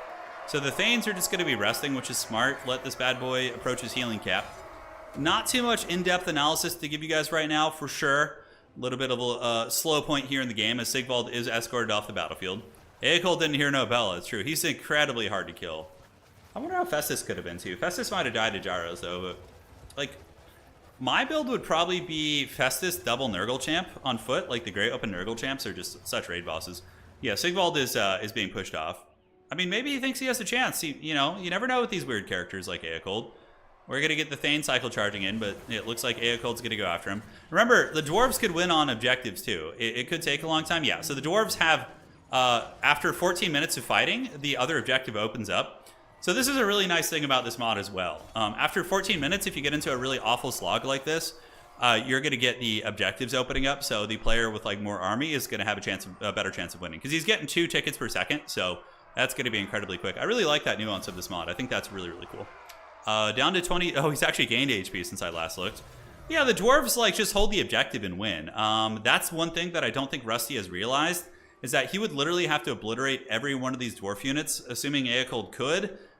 He's not going to win because the points are just ticking up very rapidly for the Dwarves. So it's only going to be another, 400 seconds. Well, less than that, actually, 200 seconds. So it's going to be about 2 or 3 minutes before he wins here. So where does this battle fit into lore? I'm sure there's plenty of situations like this. The old Aecold tabletop model is actually pretty cool, too. It still holds up. All right, so the cannon is shooting at him, and he's going to be making a run for it. The Dwarves are just going to sit on the objective. Yeah, I mean, Chaos at this point has no chance of winning. Probably should resign, but maybe he's not as familiar with the mod and doesn't know that the objectives have come into play. So yeah, the second one opening up here is obviously pretty big. Thane moving in. He's juking with the cannon. Yeah, he's giving us a little entertaining show. Hopefully, does Aecold have any sync animations? I don't think so. GG, well played. The Dwarves claim victory, and that is going to be all she wrote. That was quite a dwarven box. You could see that circle of death where just like the battlefield is littered with the bodies of the mighty warriors. And yeah, GG. So Thoric was pretty beast. Thane's both getting 1,000 value. Ironbreaker's holding. Longbeard's super beast mode. Yeah. So that battle just came down to Rusty losing his caster. If he keeps his caster alive, he wins. He didn't, so he lost, and that was it. Because the caster got like almost 1,000 value with just I think 1 final transmutation, which was great. And now we have the Dowie in the grand finals. So it is going to be Gotrek Starbreaker here, turn finals. So this game is a spectator and get this going, and we'll invite the players and do all this. And where are we at? All right, so that is going to be Salinator, finals lobby. And let's go ahead and get the Dowie. So the Dowie is going to be Gotrek Starbreaker, is it? Yeah, I think it is. Finals. All right. Let's do this. Let's open up a land battle with capture point. Yeah, add a player slot. Perfect. Cut this. So we got Salinator. Vampire counts versus Dwarves. You guys ready to see some super hot, sweaty box action? Because that's what you're about to get. Talipine was the map. Now we're on the Altar of Champions for today. The Altar of Champions. All right. Is this it? Is this the... Yeah, it's the Altar of Champions. Yeah, it's a pretty small map, so it's going to be a quicker game, probably. Yeah, Gotrek, he's trying it, dude. They're doing it. Yeah, it wasn't a box, it was a keg formation. Ain't that the truth? Holy shit, that was the keg formation. The mighty Dowie keg. It's nice to see that some things never change. The Dwarves can still box in land battle and can get wins. Firestorm's okay. It's a little bit unpredictable, honestly. I think Final Transmutation was a good call. Yeah, I think that was a good call. It's just, losing the character was rough. Are ogres awful in land battle? I haven't, I'm dipping my toes back into land battle a little bit, so I'm not super sure on it, but are they really not great? All right, so let's do this. Let's take a look over here. All right, so looking at the old tourney.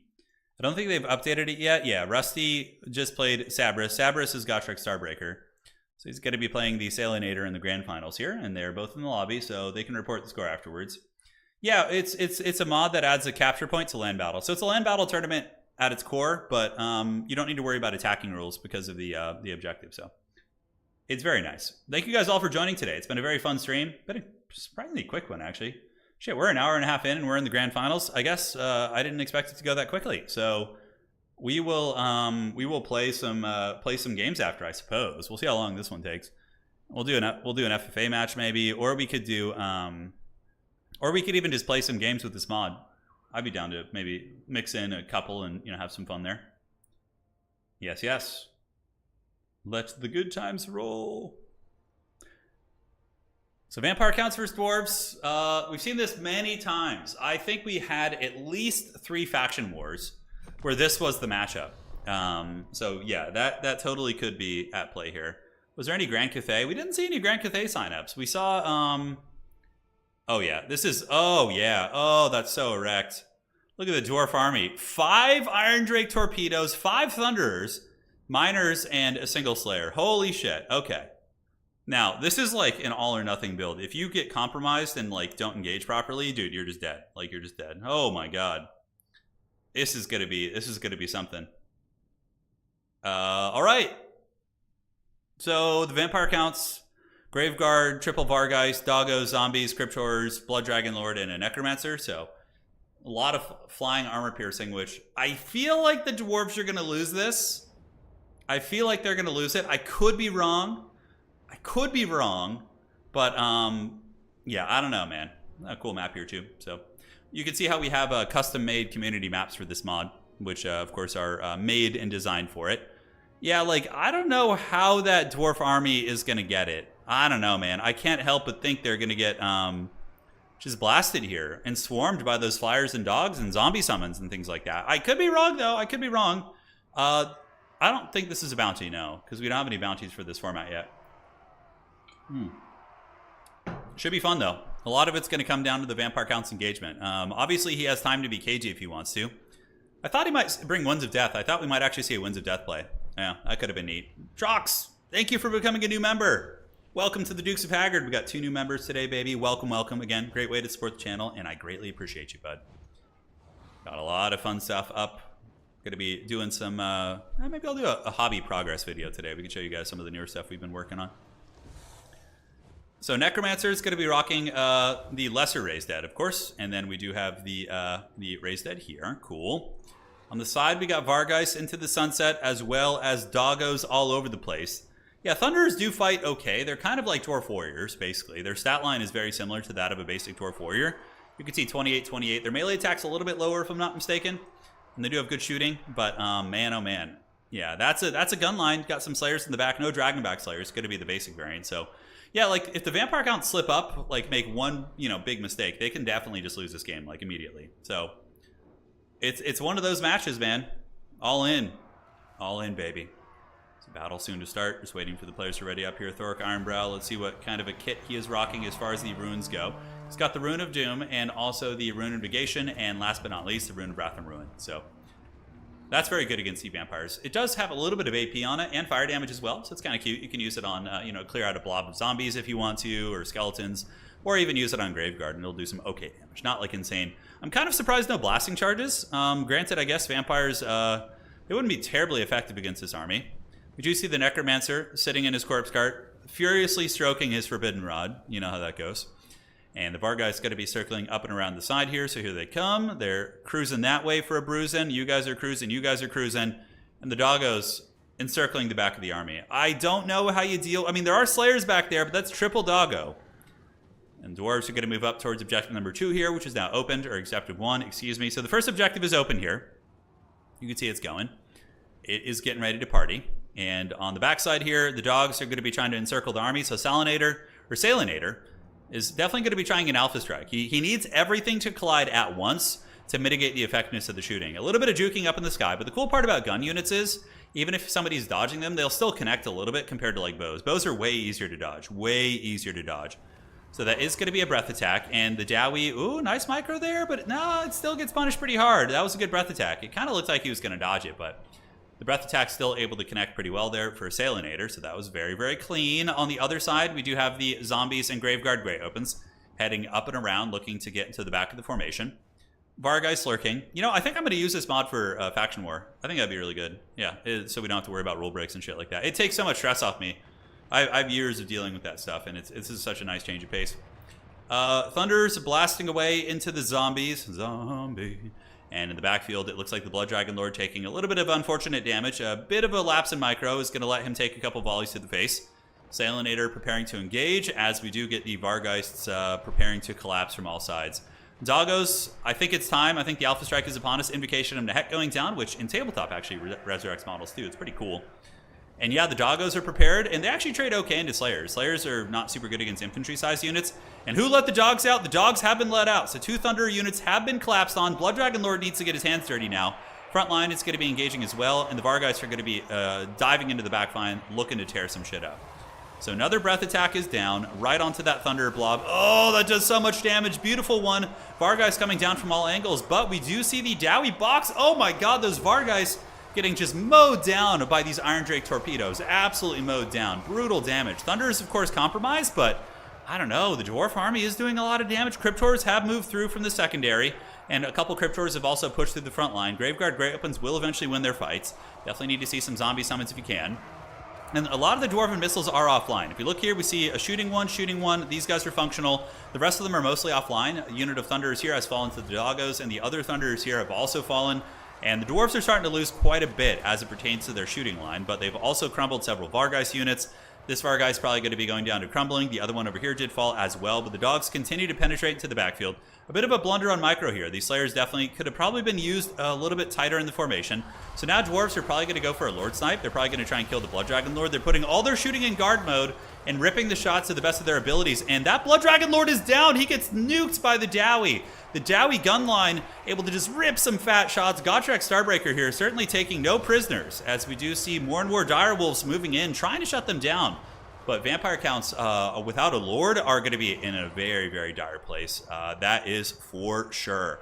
And it looks like the Dowie might be winning today's little duel of fates. They could be pulling it out. We'll have to see.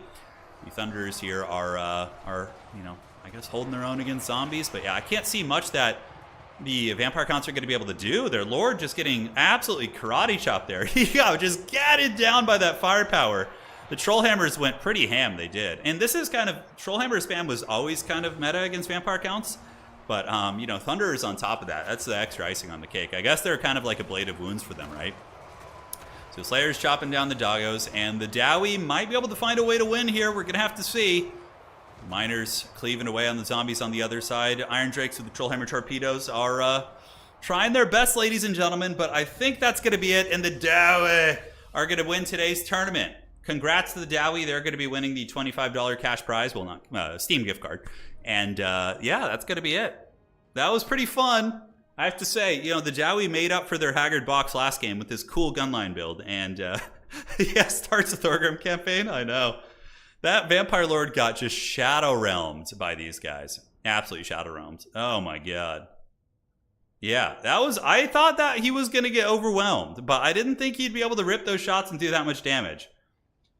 And the Dowie do it. The Dowie have won today's tournament. The grudge has been satisfied. Congratulations to Gotrek Starbreaker and to ODM Salinator, also playing very well. You know, guys, we have to give massive props to the Vampire Counts too. They defeated the villainous Kislevites and kept Kislev out of the final. So I think we're all a little bit grateful for that. So shout out to Salinator. Vampire Counts are not the strongest faction anymore, but they're still formidable. But it was cool to see.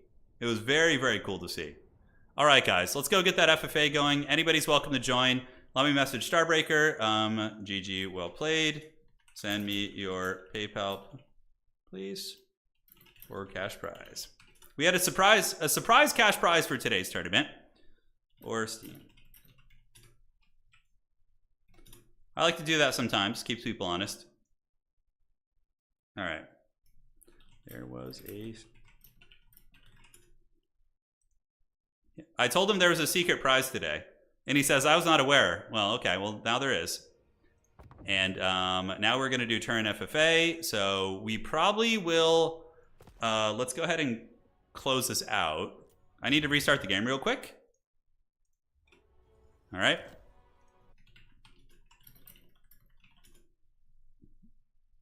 And let's get this. I need to just turn the mod off so all of you guys can join. So if you want to join the FFA, just turn off your mods. We should be able to go from there. Oh, we're going to have some fun right now, guys. Yeah, so no mods on this. Turn all your mods off if you want to play in this. And we should be good from there. GG, well played, man. What a great tourney. Fast, furious, clean, no drama. Gotta love it. Didn't have to arbitrate any rules. And here we go. Yes, yes.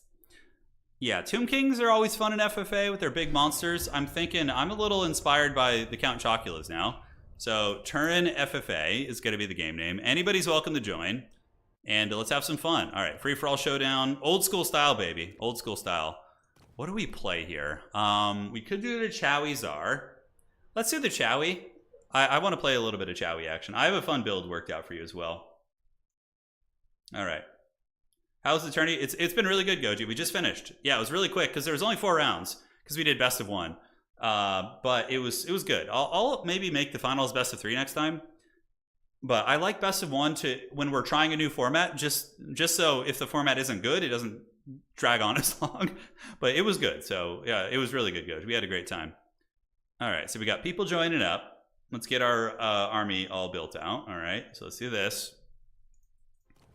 And the Chowie Czar stand at the ready, General. Let's do the Shrines of Cain. Troll Country is a fun one. And cool, we'll do Troll Country for this first one. You're very late, Goji. Yeah, we just finished. Regulation Total War tournament done in 1 hour and 40 minutes. That's clean. That's very clean. So we got Beastmen, Empire, and Slaanesh. Okay, so that looks pretty good to me. All right, so let's make like a good army. So Beastmen and Slaanesh. We probably want to get you. Oh, it's actually going to be the Empire. Okay, very, very scary. You guys are going to love this build. Pone says he lost to the winner, so it's okay. That's right, Pone. 100% correct, brother. 100% correct.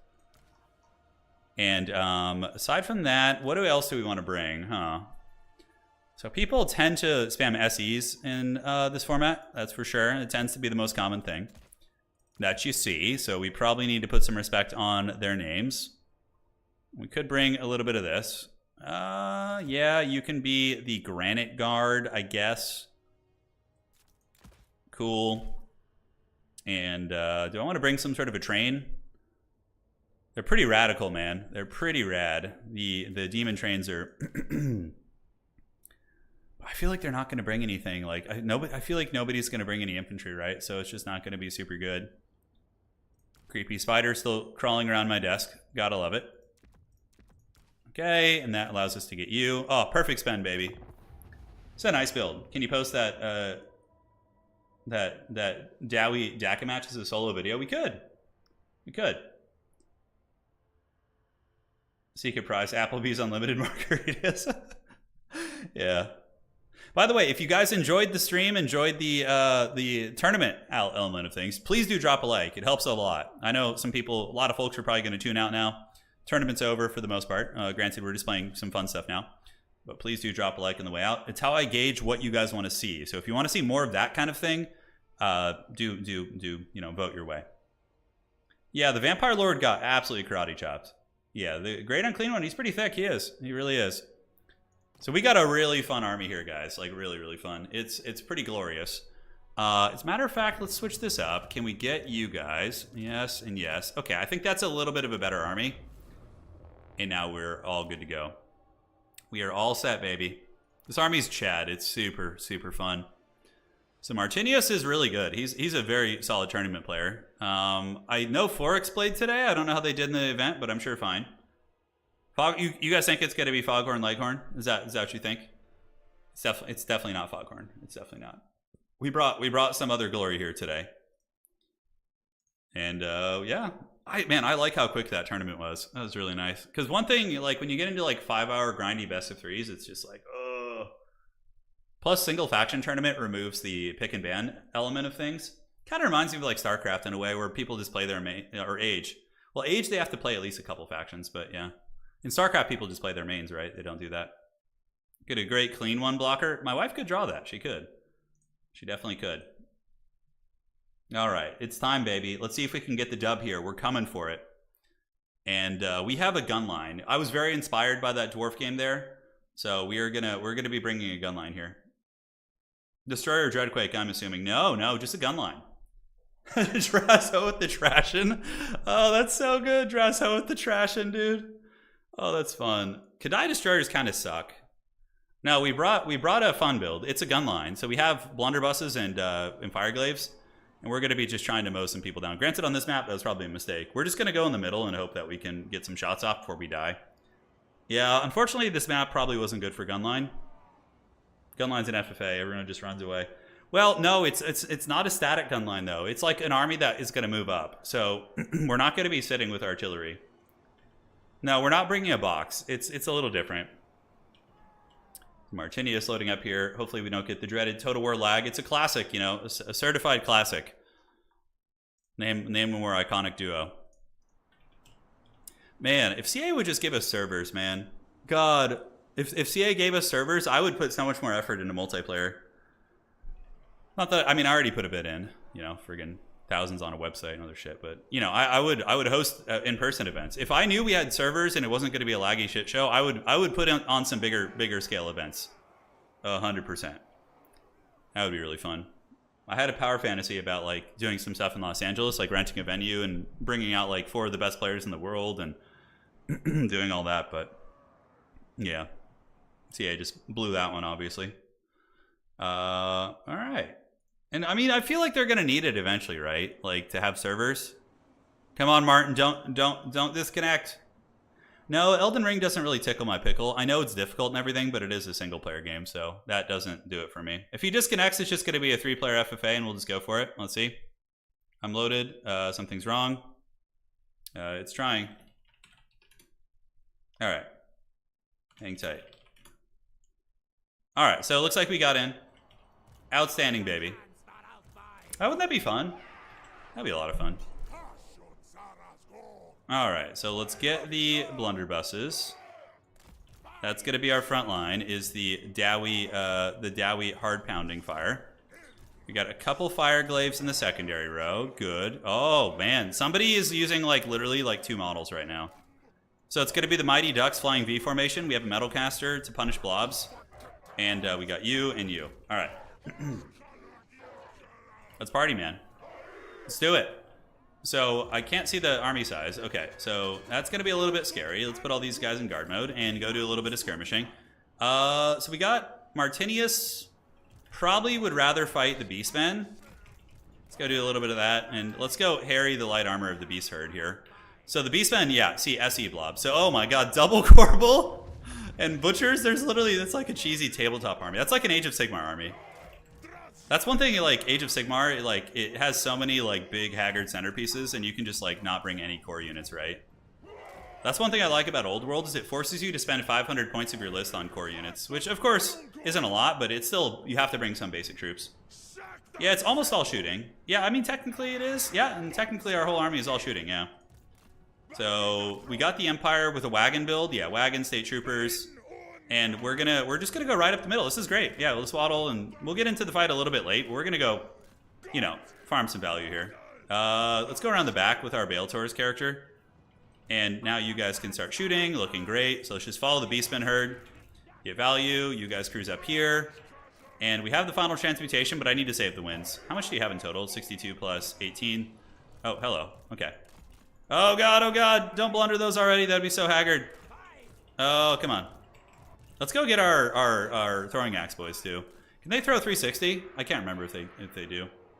A firewall moving. I don't think they throw 360 though. All right. So a little bit of a duel over there. We would love to fight the Beastmen. That would be a dream come true.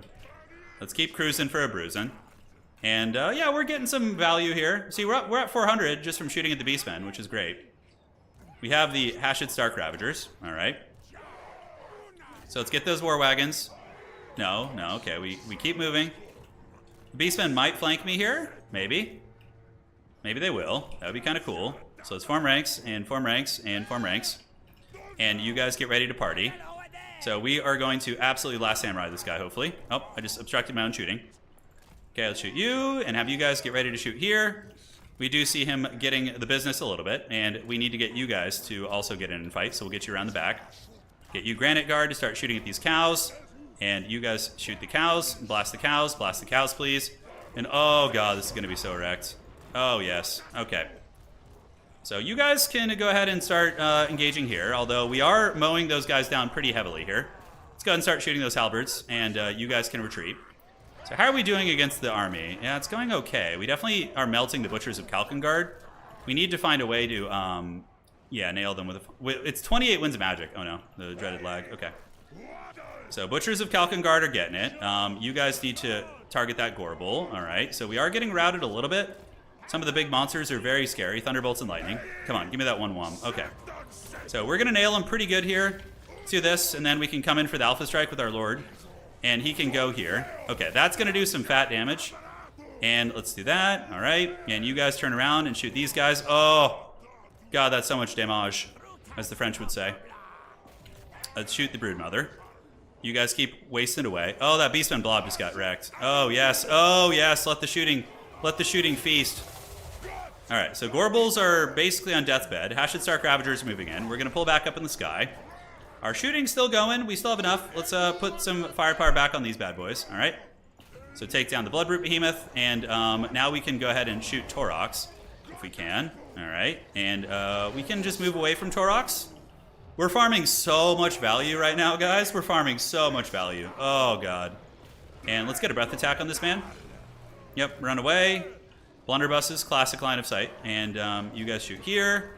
We got our cavalry shooting here. You guys move out of the trees and start blasting there. And once again, they're moving in. So I think we just go for the kill on the big monsters if we can. The Bluebird Behemoth is there. Let's shoot here. We've almost got all of them down. The Dowie shooting line is good. We even have the throwing axes. Let's get those throwing axes engaged here. Yeah, the big Chaos Dwarf combat characters are insanely good too. Final Transmutation just punished that blob really hard. So we're up on value pretty hard at this point. We're sitting pretty good. Stakes on the menu today. Oh, down he goes. All right, so this is like the worst case scenario for him. Just like a fat gun line to just mow down all the boys. All right, let's go get you. We have the big man. We also have Fireglaves in there. Yeah, you guys are going to move up. Shoot and shoot and shoot here. Looks like Torox is going to get taken down. Let's shoot at the Gorgon. These are Fireglaves, and we need you guys to waddle up and shoot as well. We can even go after these wagons. Oh, let's go see if we can get Boris Todbringer. That'd be really funny if we just nailed him right now. It's going to be a while before we have enough winds of magic, that's for sure. The Beastman army is in some serious shambles here. Let's move up, see if we can get Toddy. Torox is down, so he has been effectively hunted. And you shoot these guys, and you shoot this big monster. That was a lot of HP to get through, ladies and gentlemen. It was a whole lot. We'll just go after the wagons initially. I think that's going to be a little safer. And, yep, let's get that. Torox is at negative 11, 200 HP. We don't really care to finish him. And now we can go get this. And can we get the blunderbusses? Yeah. Oh, look at the wagons just get mowed down by those blunderbusses. Oh, yeah, baby. That's the good stuff. All right. So we can form ranks again in a second. So let's get you guys to move up. We still have the Slaneshi army. Torox is down for the count. We can just chase him down with the skirmish cavalry. So let's get one of our skirmish cav to go hunt that bad boy. All right. A little bit of lag. Not too bad by Total War standards, honestly. Could be way worse. All right. So gun line. Let's get you guys up here. And those guys are skirmishing. Do we have anything else around? Final Transmutation is off cooldown. That Slaneshi army is looking pretty good. It's looking pretty good. I definitely need to take them down a notch if I can. All right. So the blunderbusses. Let's shoot the wagons. Oh, they broke. No problem. Shoot here. Shoot here. Let's go get Hashid Stark Ravagers to start using their throwing axes. And we can go start shooting the Slanesh Lord. Burning Head won't do very much against armor, so not too worried about that. All right. So we got Torox down. He's down for the count. Let's pull these skirmish cav back up. And where are we at? Okay, so let's start shooting this guy. Start throwing weapons into the spawn of Slanesh. Okay, wagons. Let's just shoot and move you guys up. Move you guys up. So it's like kind of concave in here. We need to save for the big goodness here if we can. There still is this Slaneshi. We can get the spawn of Slanesh here. Throwing axe is doing some nice work. Wagons. Let's wear him down. We could even hunt the wagons down. Boris Todbringer is very low. He's got to be careful not to move in. He could get wrecked pretty good. Are these Hellscourge warriors? Those are devoted marauders. Okay, so they're not quite as scary. We do have a shit ton of ammo in our character, so that's really nice. And we hunt down the wagons. Yes, all right. And now let's just kind of keep moving up like so. Oh, he still has Chad Knights. He's still got Chaos Knights. Okay, that's a little frightening here. Let's get that caster. Get that caster. Get you. Looks like he's trying to troll me in the back. Well played. Let's come over here with these boys and see if we can hunt them down. Hashed Stark Ravagers on the way over. Blunderbuss. Blunderbuss. And you can just engage here in the meantime. It looks like there's some foul witchcraft afoot. Alright. So pulling you back. Those guys are here. Let's get these skirmishers and we can go into the Chaos Knights for now, maybe. Alright, shoot these spawn. Yeah, they're immune to psychology, so you have to break them the good old-fashioned way. Those bad boys. That is for sure. Alright, so we take the Chaos Knights down with these. With the big scaries. I don't know, I think the Slaanesh army might be able to beat us. It's pretty good. And let's rear charge into those. So maybe we win the Chaos Knight fight. Let's go after the... Man, he's got a lot of scariness. Alright, so let's get a big overcasted Final Transmutation right here. And see what that can do. And then you guys just move in to try and pin him down. So we're going for a lot of damage on the Lord here. So that's going to be an overcasted one. We might be able to just win on points, like straight up. But he's going to get probably last man standing. We're just trying to get whatever value we can. The Chaos Knights, I think, lost to our Hashed Stark Ravagers. Oh man, these Chawizar characters are just nuts. They're so powerful. Like, a lot of the factions, like, super haggard, but those guys are no joke. Okay, partially obstructed. Let's get into melee, fight those. We do win that fight versus the Chaos Knights. And now, ooh, my Lord got rampaged. That's not good. Uh-oh, that ain't good. That ain't good. All right, let's pull in there. Is he still rampaged? Okay, he's free now. I am free! Come, Hashed Stark Ravagers. We need you. Whip going down. Couple wagons lurking in the shadows. Most of our gun line is offline right now, but I think we got it. We have 17,000 points. We've just done so much damage. We've done so much damage here, guys. Alright, let's friggin' those spawn units just won't die. Oh my god. Alright, so let's go here. And let's get a breath attack right on the back of that thing. So we're gonna turn around. Hopefully we hit it. And yes, we do make contact. Very nice. We almost got it crumbling, probably. No, it's still confident, believe it or not. Alright, so let's get around the back of the forest. And attack into the Marquis of Masochism. If you guys at the ready, let's get in. We do land, and we make contact with the Marquis. Do we have any gun units that have rallied? We do not. Okay. Hashed Stark Ravagers fighting like absolute beasts, and we got more of you guys. Let's go chase down the wagons. Toddy could still make a difference. I don't know if he's going to be able to, like... Okay, nice connect there. Nice connect. So that thing's going to start disintegrating, so it's down for the count. And our OP Chawizar character is going to be healing right now because of the Amulet of Blood and Darkness. But we need to pull back a little bit. Yeah, we have some guns. Start shooting at Toddy. Let's get back to our guns. Pull them back, and you guys just start shooting here. Start shooting here, and you guys go shoot here, and you protect these, and our brave Wolf Riders will meet their end here. But yeah, we've got a little bit of DAC. Toddy might get last man standing? I don't think so. Yeah, he's sitting at 7,000. His wagons and Firecaster certainly ain't bad. That's right, we do have this pistol, so we could just shoot this accursed pistol here, can't we? All right, so we're gonna use a little bit of ammo, and then we're just gonna attack in because I don't want to be obnoxious and just run around. Oh, he rampages us anyway, so saves us from having to worry about that. Be careful what you wish for. Although, unfortunately, he's going to attack the wrong target for another, what, 15 seconds? Oof, that's rough. So he's going to die. My Lord's going to pay the troll toll here. And then it's just going to be between the Empire and this other gentleman. Although this guy is doing work, man. He's hanging in there. 1900 HP. Chalice of Blood and Darkness is making him heal. Flamestorm? Oh my god. The Flamestorm. It's so haggard. Oh, it just kills his own units.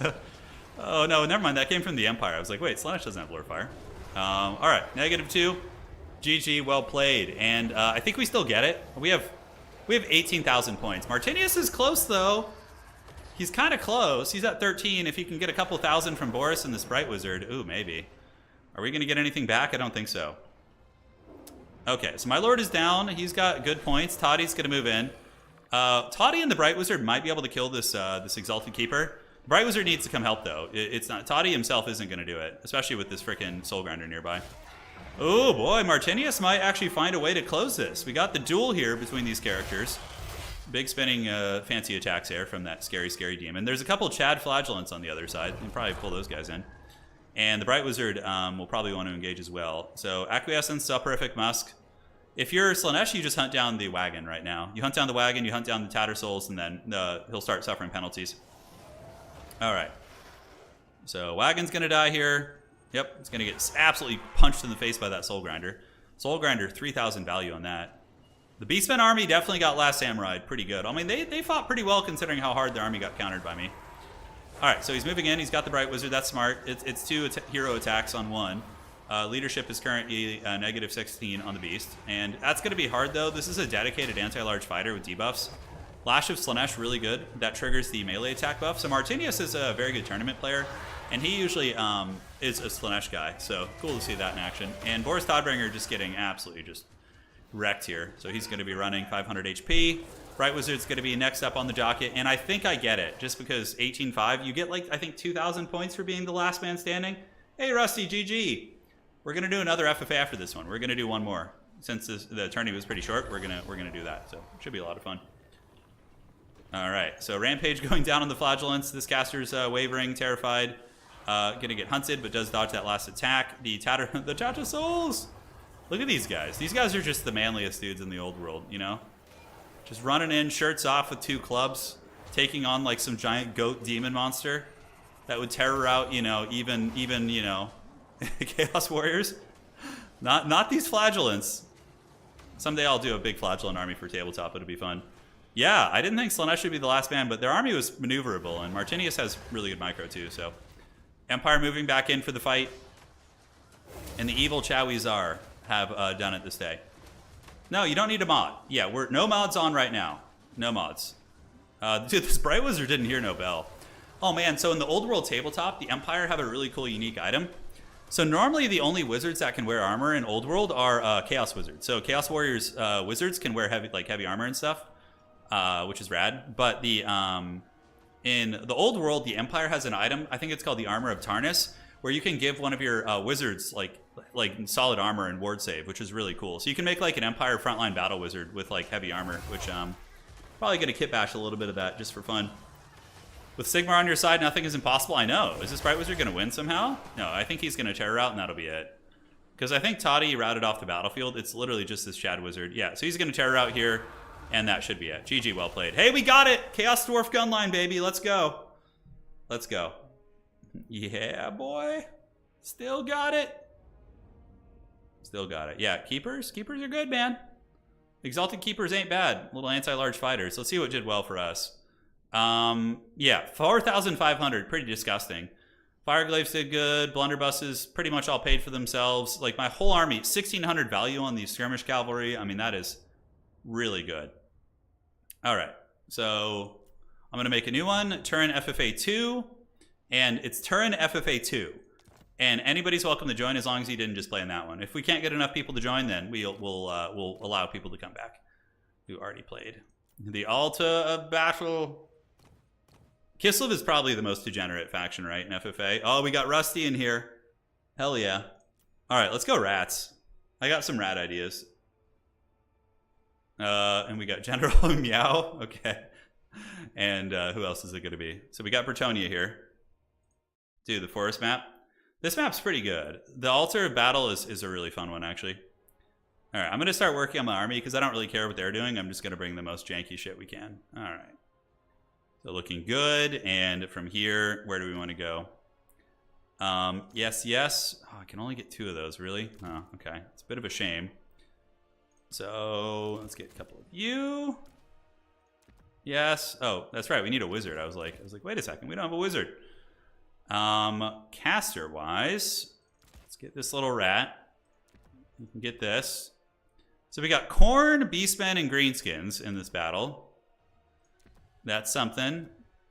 We can take that. And okay, I like that so far. I think that's acceptable. And then we can get you. I wish I had a faster character, though. Yeah, running. Shot caller, probably don't need. Scrying Stone helps a little bit, and we can get that. Okay. So Khorne is already ready, which is certainly stressing me out. The fact that they're ready to jam already is Thunderbolts and Lightning. Very frightening. And we're going to do a little bit of this. Okay. Yes, yes. We got the Rat Pack. It's ready to go. A Doom Wheel would be fun, potentially. Ikit on a Doom Wheel is very respectable. He can do some work. Guest turns Lord. You guys probably can guess who it's going to be. Red Olgor. I mean, maybe Outer Region will bring Red Olgor. We got Nurgle in here. And then also the Beastmen appear to have... yeah, they could have some... Well, I guess Pestigors aren't in the game. Someday, hopefully. Okay, triads. I like some triads. I think that's going to be sweet. Probably going to have to deal with big Nurgle scariness. Let's pull you guys in. That's going to be hard to defend, though. That's going to be very hard to defend. Oh, man. Yeah, it's going to be incredibly tough to defend. Okay, stock, snare net, dodge. They have 360 shooting. Let's see. Who do I want to bring? Firewall moving. Yeah, that's right. So, could do you, but I think this is better. We want the armor on that character. Yeah, I think we're all set. I think we're all set here. This is a weird army. I mean, it could be good. Natty Boobos are really good. Yeah, they're a little hard to protect in an FFA game, but I think it could be worth mixing them in. I think it could be worth it. WrestleMania cage match. Yeah, that's what's going down right now, guys. That's what's going down right now. Come on, Rusty. What do you got for me? All right. Outstanding. And where are we at? Okay. Right on, right on. Yep. And no disconnects. Yeah, outer region probably is bringing a degenerate corn blob, I would suspect. I think it's gonna be like a corn SE blob. I could be wrong though. Maybe a Minotaur bus. It's very rare that people bring standard armies in FFA. They're usually just wild shit, you know. Oh man, my Jezzail. I did bring some Jezzails. They're probably going to be pretty awful on this map. I forgot about the map. You're hyped for Tretch now. Tretch is so bad. Oh my god, he's just going to die and do nothing. You're just going to pay 900 gold. I brought Throt the Unclean. Yeah, so we have Throt because he's mobile and he can heal. So I'm kind of like, okay, even if things go badly, I can like go somewhere else, which is the game plan. That Chowizar army though, the potential to just like mow something down, absolutely nuts.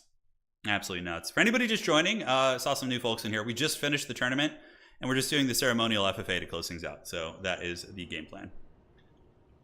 All right, how are we looking? And yes. So the glory is going to be a Corps of Skirmishers to kind of buffer our lines. We have 3 mobile rat boys. So we got 2 two Brood Horror characters and a Morskatars Hellions. We got you. And we also have a Warlock Engineer. So where's Nurgle? So Nurgle is over here. And then on this side, what do we have? We have the Beastmen, I believe. Okay. Let's just park you little bubos right there. I think that's going to be fine. And we can go and do a little bit of screening here. We got the Triads, and the Warlock Engineer can be in 4. All right, I have no idea how this is going to go. Yeah, Skrulk's good, but he could die very easily in this format. You know, if like a couple big monsters catch him, he's on foot, he can't run away. And this format is very very wild. We're going to try and farm some value off Nurgle's slower army. I suspect from Rusty it's going to be double Soul Grinder. That's what I would probably do in his situation. I think Soul Grinders are super good in FFA. So I think we're going to see those. Yeah. So am I going to get Vanguarded on by Beastmen? Oh shit, I didn't even think of that. Oh man, the Beastmen could mass Vanguard on me, and I'm rat. So I'm a very, very lucrative target to Vanguard on, that's for sure. Huh. Yeah, choke point fights is good. We do have the Flensing Ruin to punish blobs. Blob punishing spells, I think, are mandatory in this. Yeah, we got our 2 Packmasters. We have healing, so Throt can heal. The Packmaster also provides healing with the running with the pack ability. So he's going to be healing nearby Molder monsters. So very good for long, sustained fights. Somebody's really going balls deep on the setup here. I hope it's not a Vanguard on me. That would just be so bad. I feel like I should move my army at the last second just in case somebody's watching. Oh man, am I going to get a Beastman Vanguard on my face? Let's actually keep you guys back here just so that they don't get jumped on right away. If that's the case. Alright, so what's it going to be? So, Nurgle army. Okay. So we're going to move this way, and you guys hustle, you guys hustle. Yes, yes. And the Beastmen coming with chariots. They have a Beast Lord. Oh yeah, the old school Beast Lord. Nurgle is running from us. They do have Kugath, Chunga's father. Oh, he actually brought a very normal army.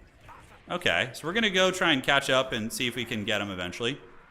And the Beastmen are probably going to do battle with Khorne. Yeah, so Khorne is Marauder Horseman, a Scarbrand, Marlin Scarbrando, Minotaurs, and yeah, so he's got a very, very dynamic army there. We should be able to catch the Nurgle army. It's pretty slow, so I think we'll make our ground here. We have enough to kill Kugat too. We do. All right, let's go, rats. Come on, my Skaven. Come, my pretties. Charge. Let's go nibble on the back of the formation and force them to turn around.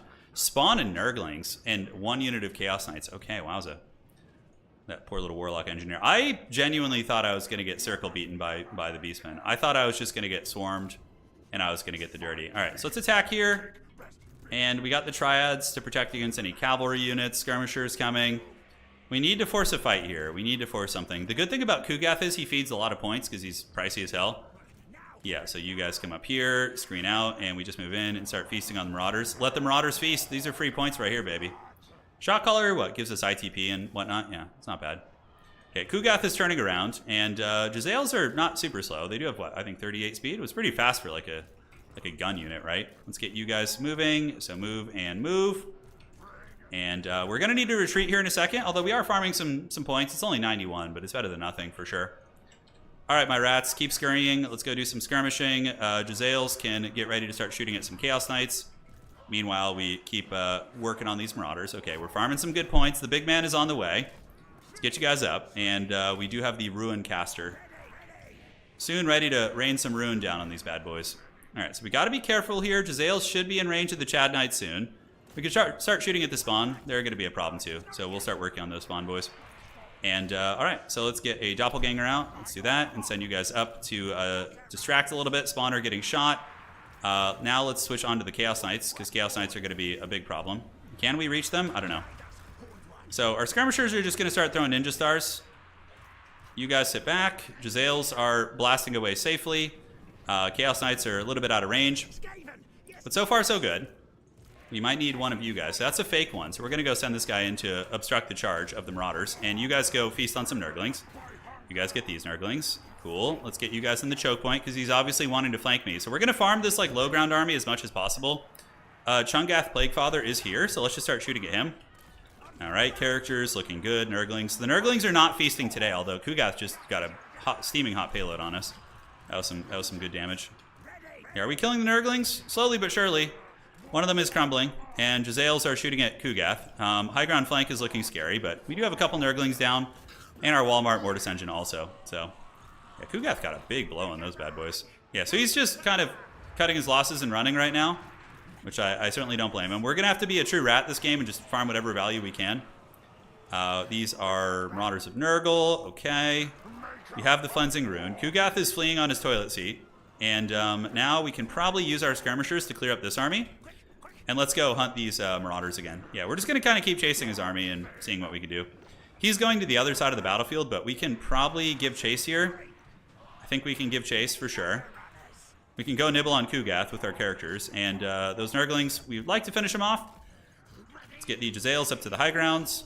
This map is really cool. I like this one a lot for FFA. All right, so Kugath's coming back down. He wants a piece of the characters. We've finished those off.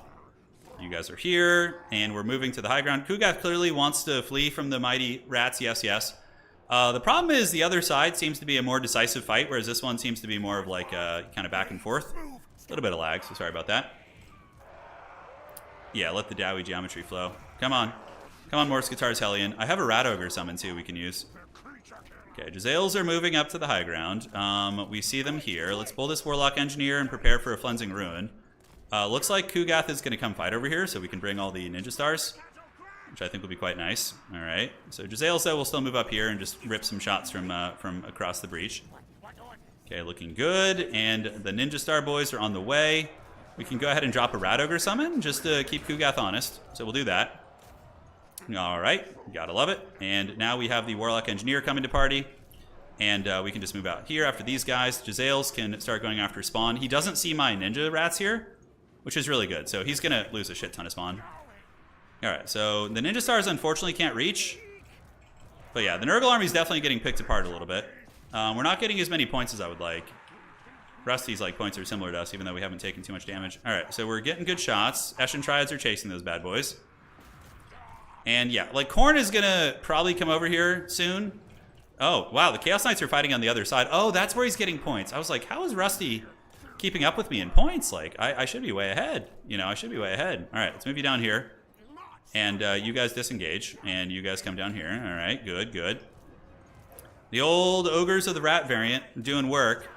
We do have a Cleansing Rune. Shock Color is also on the table, so Marauders are getting worn down, but I'm running a little bit low in ammo, where Kugath will then be a big problem. A big problem. Not a small problem. A very large green problem. Alright, so let's start ripping shots into Big Daddy Kugath. You guys finish these off, and yeah, just this pesky rat blob is going to do work. Let's run this way. We don't want any of that. These are marauders. We don't want to give them a good fight. And the Jezzails are now shooting. We can use the clone here, the doppelgangers, to go distract these marauders, and these little rats can run away. Cool, so we cleared that, and Kugath is now getting shot by Jezzail, so this is where we start getting some points. But I don't know what's going to be left. I don't know what's going to be left. Come on, boys. Grind it down. Kugath's getting Jezzailed in the face. We still have a lot of Jezzail ammo, so that's good. And, uh-oh. We got company coming. We got company.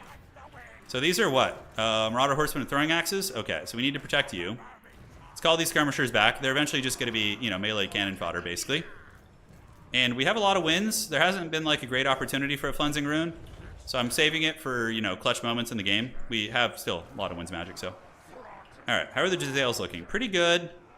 Who's out of ammo here? A lot of them. So let's get some of these guys into contact. We could try and goon Kugath, which is easier said than done. He's very raid bossy. So let's actually go for a bit of a gooning on him. I think that's going to be fine. We'll use Creature Killer, which is going to give us anti-large.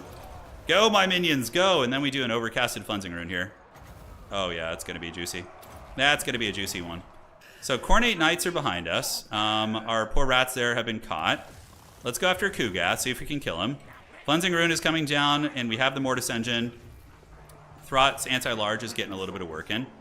Give you guys the buffers. Let's keep you there and do this. Kugath's going to give us a shit ton of points if we can kill him. Certainly easier said than done. He's very raid bossy, very raid bossy. All right, you guys come in, and do we want to send in another unit? Are we going to end up losing this Mortis Engine fight? Maybe, maybe.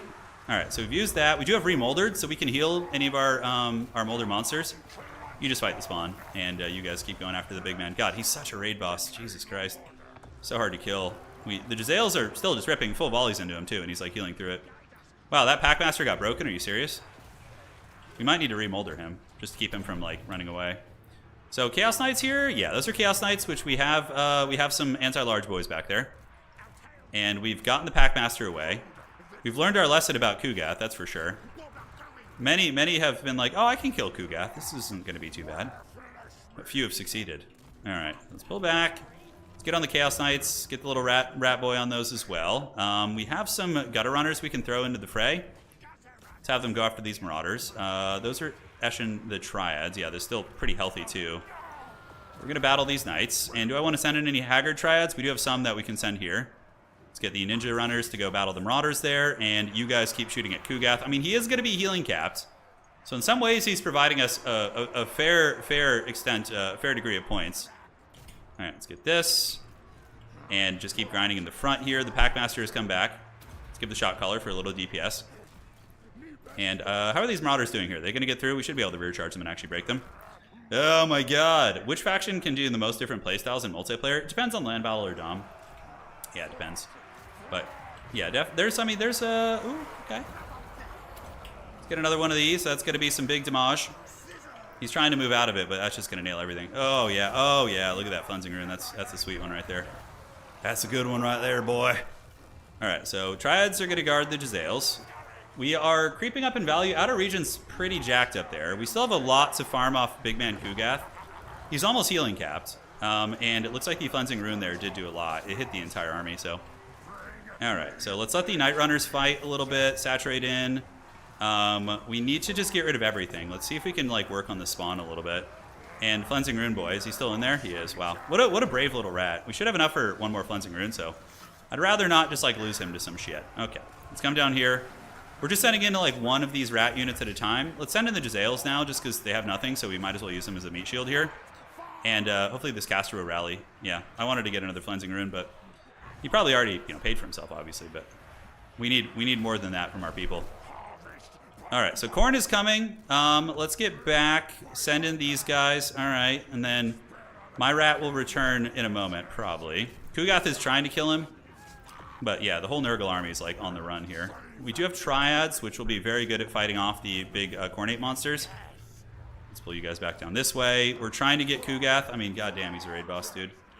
Probably would be easier to kill friggin' Scarbrand here, honestly. Marlon Scarbrando wouldn't be so hard. I don't want to send in my halberds there because they're just going to get wrecked by the by the Mortis engine effect. Alright, so let's go here. Let's get these little rats out this way. Let's lure you guys here and use concealment bombs. Try and be extra sneaky. We'll let the Jezzails do it. And we can send in one of the shitty halberd units to go do that. I think it wouldn't be a huge deal if we lost them, so. Alright, that is the Blood Brute Behemoth, actually. So that's no joke. Let's farm this, like, fleeing army here. And yeah, the halberds should be able to finish off the spawn of Nurgle. I don't know what's going on with the Beastman player, if he's still alive in this game. No, rats are not bad in FFA at all. They're pretty decent, I would say. Kugath's at 5,000 HP, so he's getting a little bit lower. We chase down a lot of the Nurgle units. Now let's move in and take the fight. We have the Triads. Although he does have the double cultists over there. Ooh, this army is still pretty healthy. Let's see if we can force the issue here and attack the back of Skarbrand. Get a little connect here. Because, yeah, we want to get him while he's away from the cultist. And do we nibble him in the back? We do. Yeah, we do. All right, Blood Brute Behemoth is here. Let's move all you guys in. Throt is going to need to use Creature Killer to give everybody anti-large. Oh my god, those characters are so scary. All right, so we're turning and fighting. We have the Cleansing Rune. Let's get it over here on Khorne. Nurgle is just cackling. And this fight is messy. Shot color's going down. We got Eshin Triads all up in here. And yeah, we need to get that Cleansing Rune coming. So we're going to get this little rat over here and see what we can do. All right, you guys turn back in. Let's pull back. Retreat a little. We just need the magic. We just need a little bit of magic. All right, so how are we looking? Yeah, Triad's doing great, man. And every time he flees, we can nibble him in the back. Yeah, he's losing some HP. He's down to about 4,000 right now. He's about to get shanked again. Morskatar's Hellion is on its way in, and did we get it? Okay, I don't know why these guys keep dropping their charge. It's very strange. Classic Total War stuff. Oh, he got my Ratcaster, son of a gun. Nurgle just screwed up our game plan, okay. So we're going to have to keep chasing and just farming what we can. We got the speed advantage, right? So that should be all right. And Kugath's sitting there, you know, being a giant angry toddler. And do we get the cultists? Do we get any damage into them is the question. These are Marauder Horsemen with throwing weapons. Kugath throwing poop bombs at us. Okay, and let's switch on to this man. Uh-oh, we got rampaged. That ain't good. Let's use Remoldered on... Okay, nothing here can actually be healed. So we do have the Eshin Triads. I don't know how well this is going to go. Throt might need to run away, but it looks like we got snared by something. Ooh, what snared us? Since when does Khorne have a snare? Oh, he's rampaged. Okay, that makes sense. Can we grab... If we can get Skarbrand in this trade, I'm going to be pretty happy. He's losing a shit ton of HP from the halberds. Little halberd rats on the ground. But overall, it's a dicey one. All right, so the rats are fleeing. Yes, yes. Let's get all you little rats in there. Am I going to get away? 400 HP ain't great. Yeah, now the Beastmen are arriving with a bunch of spear units. Oh, that's interesting. Whoa! The extra Triads broke. That's not good. That was like my only chance. Yeah, I guess there was no way I was going to beat Blood Brute and Skarbrand, right? I don't know what planet I was on. So we definitely are not winning this. So we're just going to go out on our shield, boys. We're going to go out on our shield here and try and fight this. Holy shit, we probably needed some Rattling Gunners, some heavy hitting. Maybe a Hell Pit Abomination, but even a Hell Pit would lose to this. Skarbrand's at 1,200 HP. He's very low, but I think Outer Region wins it. He's at 13,000. I mean, Chungath is still here throwing his little, toilet seat bombs. Let's go see if we can get Kugath with a bunch of halberds. That'd be pretty funny. We're gonna give it a try. Morskatar's Hellion didn't hear no bell. Look at this guy. Oh, punches Skarbrand in the face. Is he gonna crumble? He's wavering. Oh, and he gets him again. Oh my god, Morskatar's Hellion. Look at this guy. Come on, get the killing blow. Oh my god, Morskatar's Hellion KOing that guy. Okay, maybe I have some play now. Yeah, the fact that we just defeated that guy was pretty fat. All right, those are Chaos Knights. That's not good. And, yeah, let's get Morskatar's Hellion away. So they're going to flee. Yes, yes. This guy just punched Skarbrand in the face like 5 times. Yeah, probably going to get trapped up by some Chaos Knights. He's going to break, so at this point, it's better to just fight. Kugath is over here on the other side. And, yeah, we couldn't kill Kugath quick enough, that's for sure. These Chaos Knights of Nurgle probably going to die to my Chad Triads, although their leadership is 1 right now. So Chad is probably not the correct assessment for them. Speaking of Chad, you know what show my wife and I have been watching? Reacher. The Reacher show with that huge guy. Oh my god, it's so haggard, but we love it. It's like everything just conveniently falls in his lap. He just like... They run into an obstacle in their investigation. They're like, let's just go to this. Let's go to a place where we know it's a trap. Just kick the shit out of everyone, steal their cell phones, and then just get with the information we need. It's so haggard, but I love it. I love that shit. It's like, yeah, it's really fun. I think the actor's name is like Alan Rickson or something. No. Anyways, let's come back this way. Yeah, I think that's it.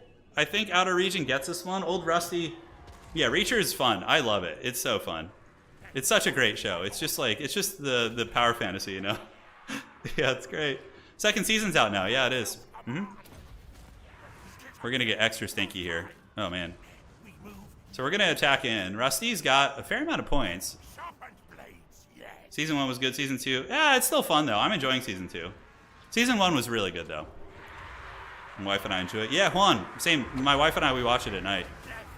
The Ashen Rats are going after the Blood Brute. I'm out of ammo. I should have probably been better with my ammo this game. Go, my minions, go. Oh, they broke. They got terror routed. Oh, sad face. Sad. 6'7", 200. He's definitely more than 230. That actor, I mean, he's probably easily like high 200s, like 270, 280, I would guess. Yeah, he's great. I love the show. It's super fun. All right, we got the duel.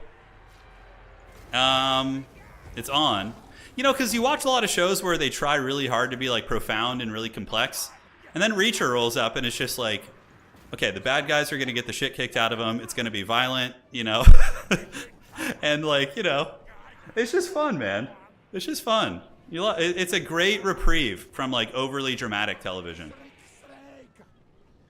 All right. So, who wins this fight? Actually, you know what? We're going to let them have an honorable duel because I have no chance of winning this. So we're going to just watch the Duel of Fates here. Kind of cool, fighting under the Chaos Warp. Dude, look how rad that is. Oh, I love it. It's so cool. So 1900, looks like the Chad Brute Behemoth is winning. I mean, this thing has almost 700 weapon strength, 639 with an anti-large bonus. So I think Outer Region's going to get it. Yeah. All my rats have terror routed. We still have some. Is there any more rats? I think that's it. So there's a weird bug in FFA when you don't have much army left. Yeah, but it's just me. It's just me in Outer Region. Let's go, my rats. Come on. Oh, they ran. All right, guys. So, I know it's a bit of a shorter stream today. I'm going to go hang out with my wife and get back to hobbying. You know, I'm trying to prepare the old world for you guys. So, we've been fervently painting and basing and doing all this stuff. So, it's got to be really fun. If you enjoyed this stream, there's 900 of you guys here. Let's pump those numbers. Let's get those likes up. I hate asking for it. I think it's cringy as shit, but it is part of my job. So, again, I would greatly appreciate that. And we'll be back. I don't know if I'm going to stream this weekend. We'll have to see.